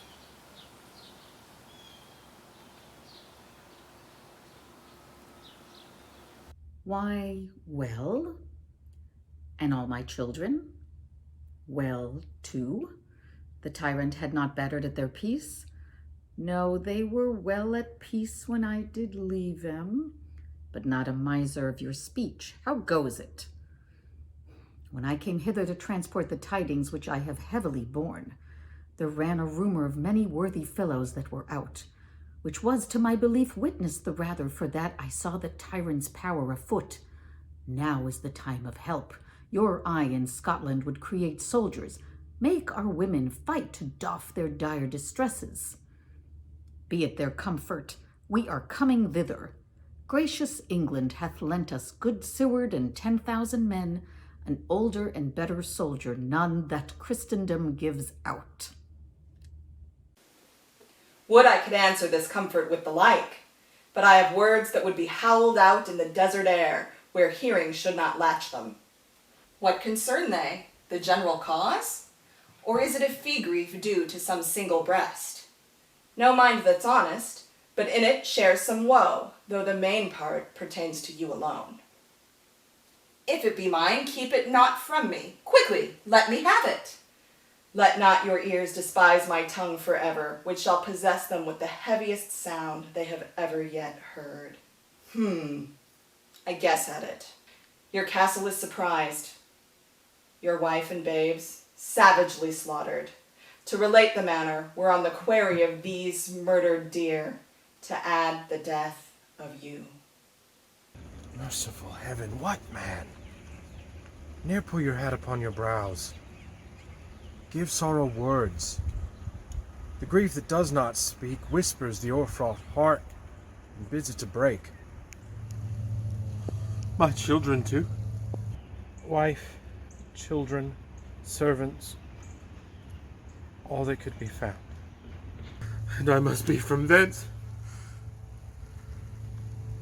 My wife killed too? I have said, be comforted. Let us make medicines of our great revenge to cure this grief. He has no children. All my pretty ones. All, did you say? Oh, Hellkite, all! All my pretty chickens and their dam. In one fell swoop. Dispute it like a man. I shall do so. But I must also feel it as a man. I cannot but remember such things were that were most precious to me. Did heaven look on and would not take their part? Sinful Macduff, they were all struck for thee. Not that I am, not for their own demerits, but for mine. Fell slaughter on their souls. Heaven rest them now. Be this the whetstone of your sword. Let grief convert to anger. Blunt not the heart, enrage it. Oh, I could play the woman with mine eyes and braggart with my tongue, but gentle heavens, cut short all intermission, front to front. Bring thou this fiend of Scotland and myself, with my sword's length set him, if he escape. Heaven forgive him too. This tune goes manly. Come, go we to the king. Our power is ready. Our lack is nothing but our leave. Macbeth is ripe for shaking. And the powers above put on their instruments. Receive what cheer you may. The night is young that never finds the day.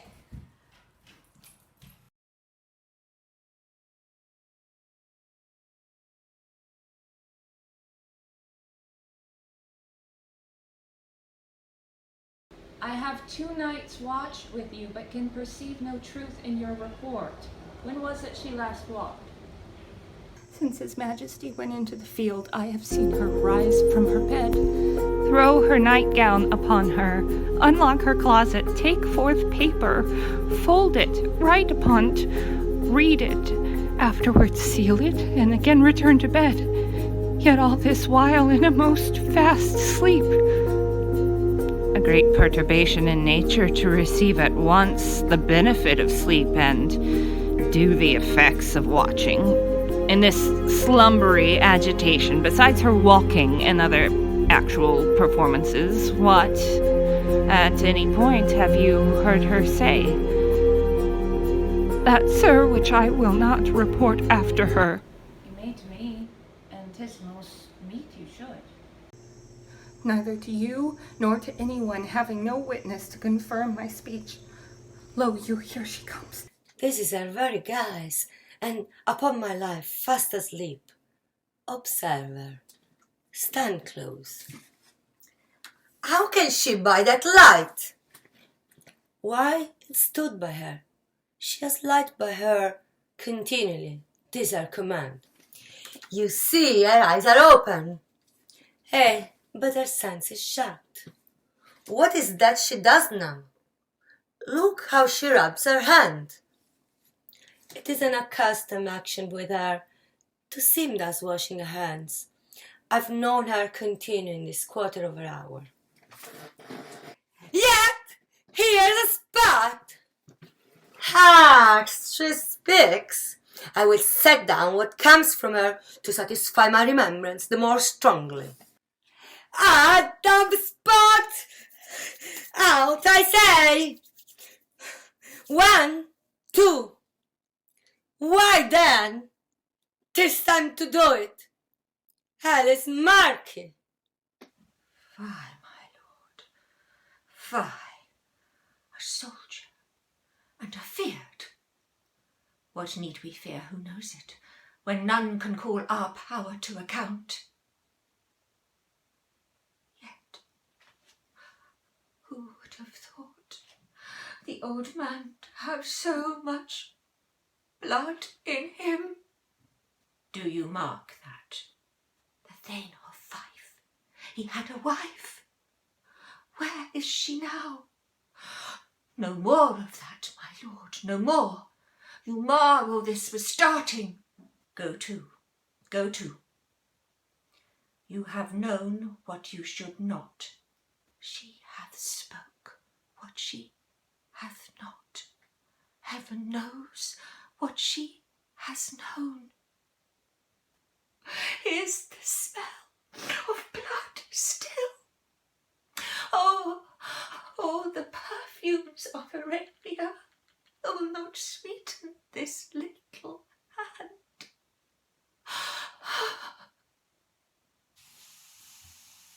What a sigh is there.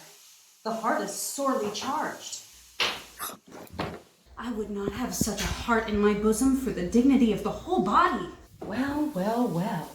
Pray God it be, sir. This disease is beyond my practice.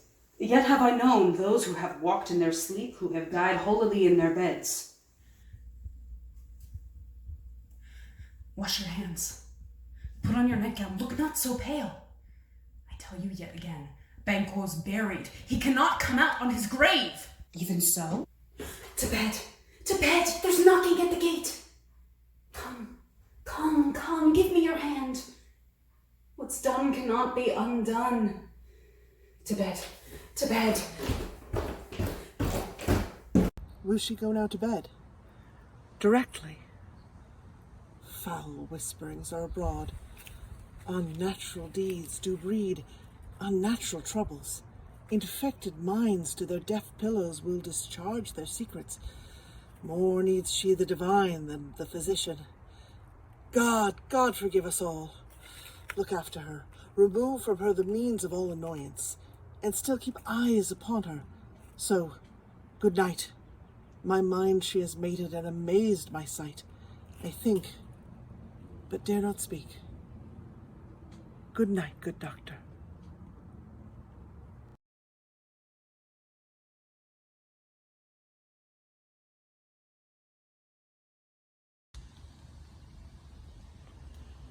The English power is near, led on by Malcolm, his uncle Seward, and the good Macduff. Revenges burn in them, for their dear causes would to the bleeding and the grim alarm excite the mortified man. Near Birnam Wood shall we meet them. That way they are coming. Who knows if Donalbain be with his brother? For certain, sir, he is not. I've a file of all the gentry. There was Seward's son, and many unrough youths that even now protest the first of manhood. Great Dunsinane he strongly fortifies. Some say he's mad, others that lesser hate him do call it valiant fury. But for certain, he cannot buckle his distempered cause within the belt of rule. Now does he feel his secret murder sticking on his hands. Now minutely revolts upbraid his faith breach. Those he commands move only in command, nothing in love. Now does he feel his title hang loose about him, like a giant robe upon a dwarfish thief. Who then shall blame his pestered senses to recoil and start, when all that is within him does condemn itself for being there?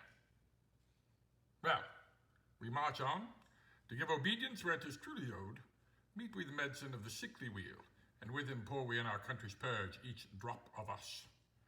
All so much as it needs, to do the sovereign flower and drown the weeds, make we our march towards Burnham.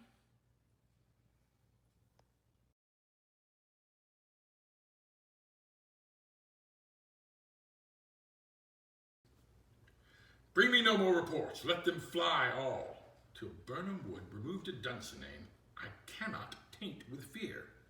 What's the boy Malcolm? Was he not born of woman? The spirits that know all mortal consequences have pronounced me thus, fear not Macbeth. No man that's born of woman shall e'er have power over thee. Then fly, false thanes, and mingle with the English epicures. The mind I sway by and the heart I bear shall never sag with doubt nor shake with fear. The devil damn thee black, thou cream-faced loon. Where gotst thou that goose look? There is 10,000 geese, villain?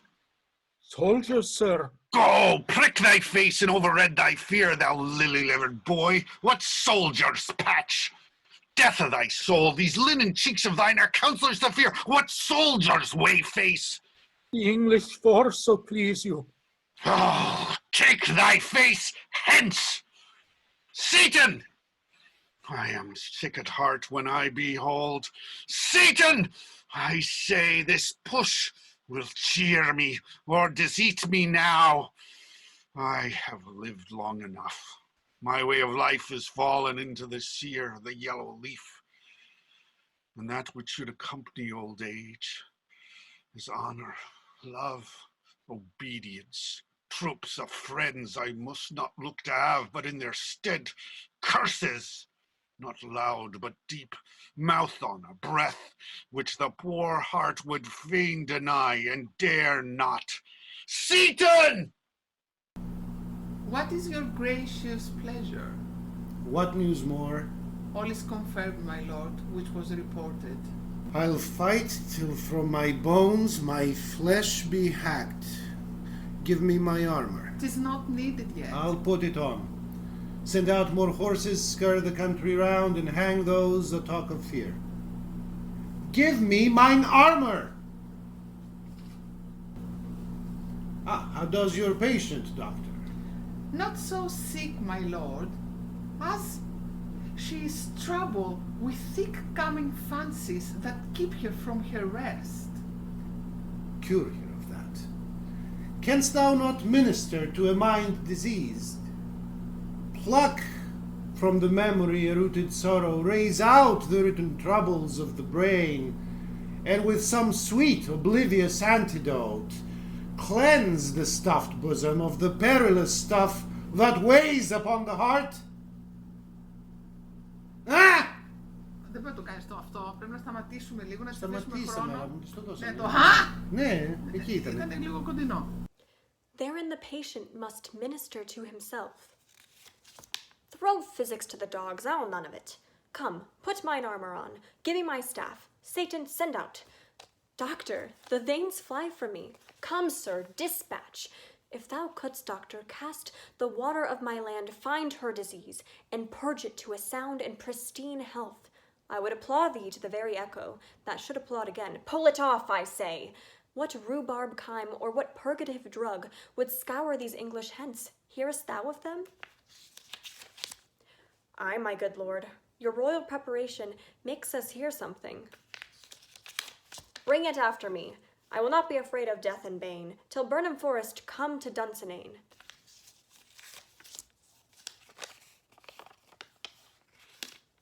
Were I from Dunsinane away and clear, profit again should hardly draw me here.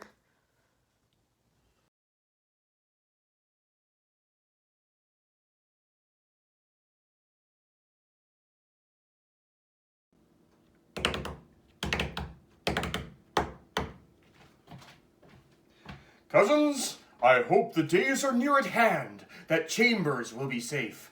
We doubted nothing. What wood is this before us? The wood at Burnham. Let every soldier hew him down a bough, and bear it before him. Thereby shall we shadow the numbers of our host, and make discovery, ere in report of us. It shall be done. We learn no other but the confident tyrant keeps still in Dunsinane, and will endure our setting down before it. 'Tis his main hope, for where there is advantage to be given, both more and less have given him the revolt, and none shall serve with him but constrained things whose hearts are absent too. Let our just censures attend the true event, and put we on industrious soldiership. The time approaches that will with due decisions make us know that we shall say we have, and what we owe, thoughts speculative their unsure hopes relate, but certain issue strokes must arbitrate, towards which we advance the war.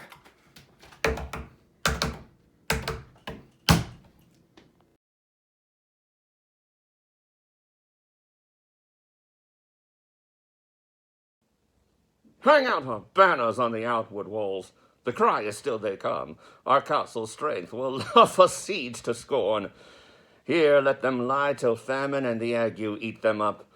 Were they not forced with those that should be ours, we might have met them dareful, beard to beard, and beat them backward home.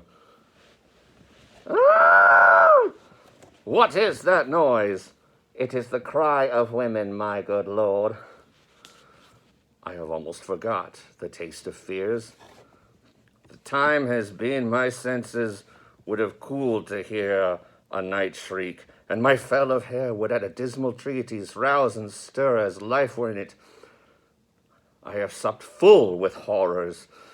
Direness, familiar to my slaughterous thoughts, cannot once start me.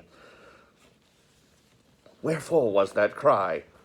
The queen, my lord, is dead. She should have died hereafter. There would have been time for such a word. Tomorrow and tomorrow and tomorrow creeps in this petty pace from day to day to the last syllable of recorded time. And all our yesterdays have lighted fools the way to dusty death. Out, out, brief candle. Life's but a walking shadow, a poor player that struts and frets his hour upon the stage, and is heard no more. It is a tale told by an idiot, full of sound and fury, signifying nothing. Thou comest to use thy tongue, thy story quickly.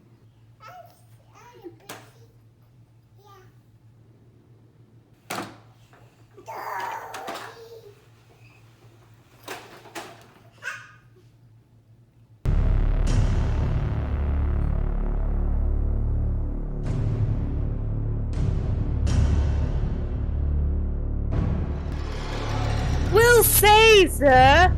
As I did stand my watch upon the hill, I looked toward Burnham, and anon methought the wood began to move. Liar and slave. Let me endure your wrath, if not be so. Within this 3 mile may ye see it coming. I say, a moving grove. If thou speakest false, upon the next tree shalt thou hang alive, till famine cling thee. If thy speech be sooth, I care not if thou dost for me as much. I pull in resolution and begin to doubt the equivocation of the fiend that lies like truth. Fear not till Burnham wood do come to Dunsinane, and now a wood come to Dunsinane. Arm! Arm and out! If this which ye avouches does appear, there is nor flying hence nor tarrying here. I gin to be aweary of the sun, and wish the estate of the world were now undone. Ring the alarm bell! Blow! Wind! Come rack! At least we'll die with harness on our back.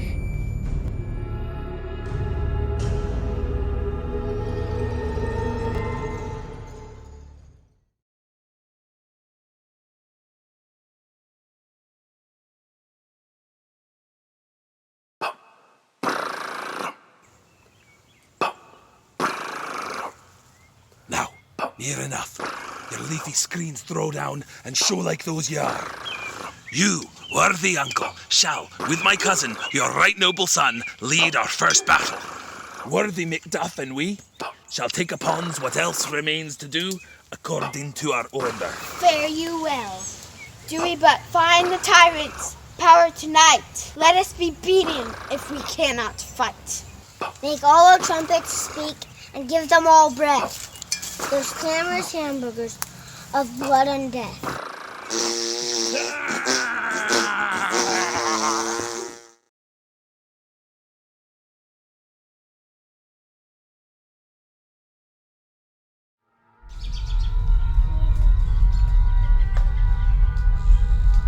They have tied me to a stake! I cannot fly, but bear-like I must fight the course!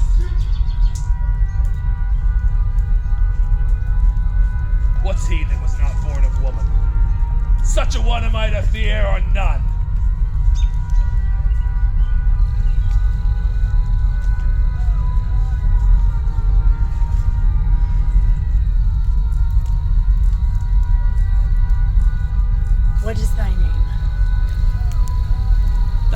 afraid to hear it. No, though thou call'st thyself a hotter name than any is in hell. My name's Macbeth. The devil himself could not pronounce a title more hateful to mine ear. No, nor more fearful. Thou liest, O word tyrant. With my sword I'll prove the lie thou speakest.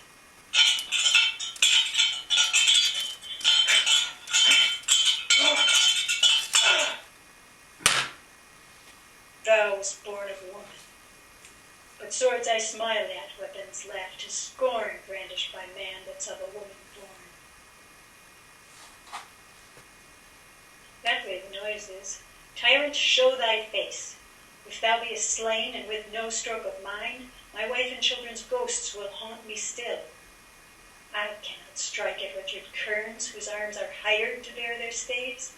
Either thou, Macbeth, or else my sword with an unbattered edge I'll sheathe again undeeded.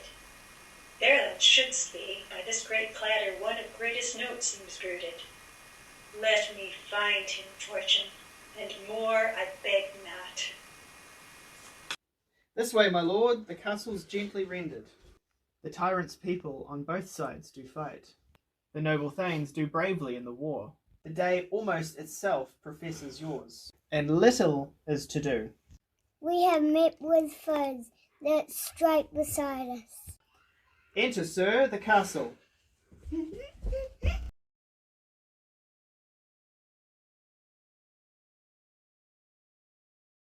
Why should I play the Roman fool and die upon mine own sword, whilst I see lives the gashes do better upon them? Turn, hellhound, turn! Of all men else I have avoided thee. But get thee back, my soul is too much charged with blood of thine already. I have no words, my voice is in my sword. Thou bloodier villain than turns can give thee out! Zoom, zoom, zoom, zoom.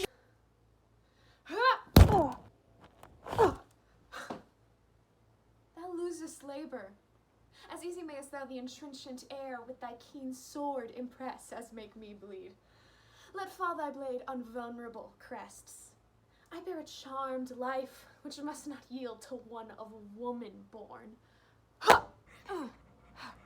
Despair thy charm, and let the angel whom thou still hast served tell thee Macduff was from his mother's womb untimely ripped.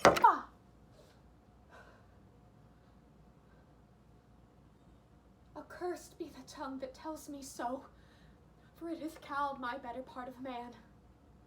And be these juggling fiends no more believe that palter us in a double sense, that keep the word of promise to our ear and break it in our hope.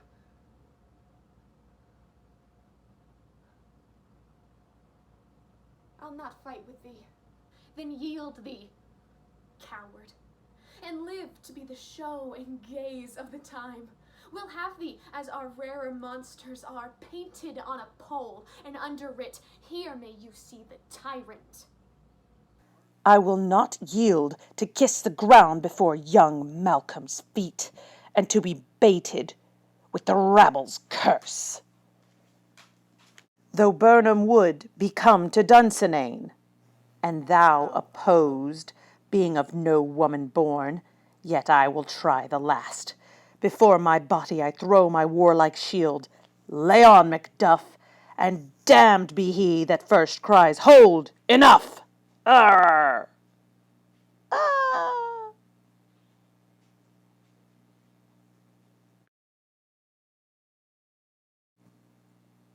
I would the friends we miss were safe arrived. Some must go off, and yet by these I see so great a day as this is cheaply bought. Macduff is missing, and your noble son. Your son, my lord, has paid a soldier's debt. He only lived but till he was a man, the which no sooner had his prowess confirmed in the unshrinking station where he fought, but like a man he died.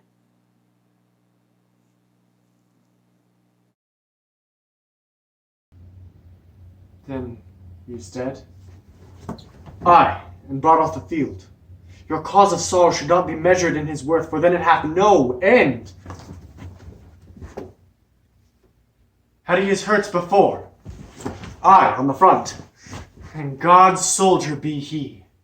Had I as many sons as I have hair, I'd not wish them to a finer death. And so, his Nell is an old. He's worth more sorrow than I'd spend for him. He's worth no more. They say he parted well, and paid his score, and God be with him. Here comes a newer comfort. Hail, King, for so thou art. Behold, where stands the usurper's cursed head. The time is free. I see thee compassed by thy kingdom's pearl, that my salutation speak in their minds, whose voices I desire to hear aloud with mine. Hail, King of Scotland! Hail, King of Scotland! We shall not spend a large expense of time before we reckon with your several loves, and makes us even you, my thanes and kingsmen, henceforth by earls, the first that ever Scotland in such honoured name. What's more to do, which would be planted newly with the time, as calling home our exiled friends abroad that fled the snares of watchful tyranny, producing forth the cruel ministers of this dead butcher and his fiend-like queen, who, as 'tis thought, by self and violent hands took of her life. This and what needful else this calls upon us. Up the grace of grace we will perform and measure time and place. So thanks to all at once, to each one whom we invite to see us crowned at Scone.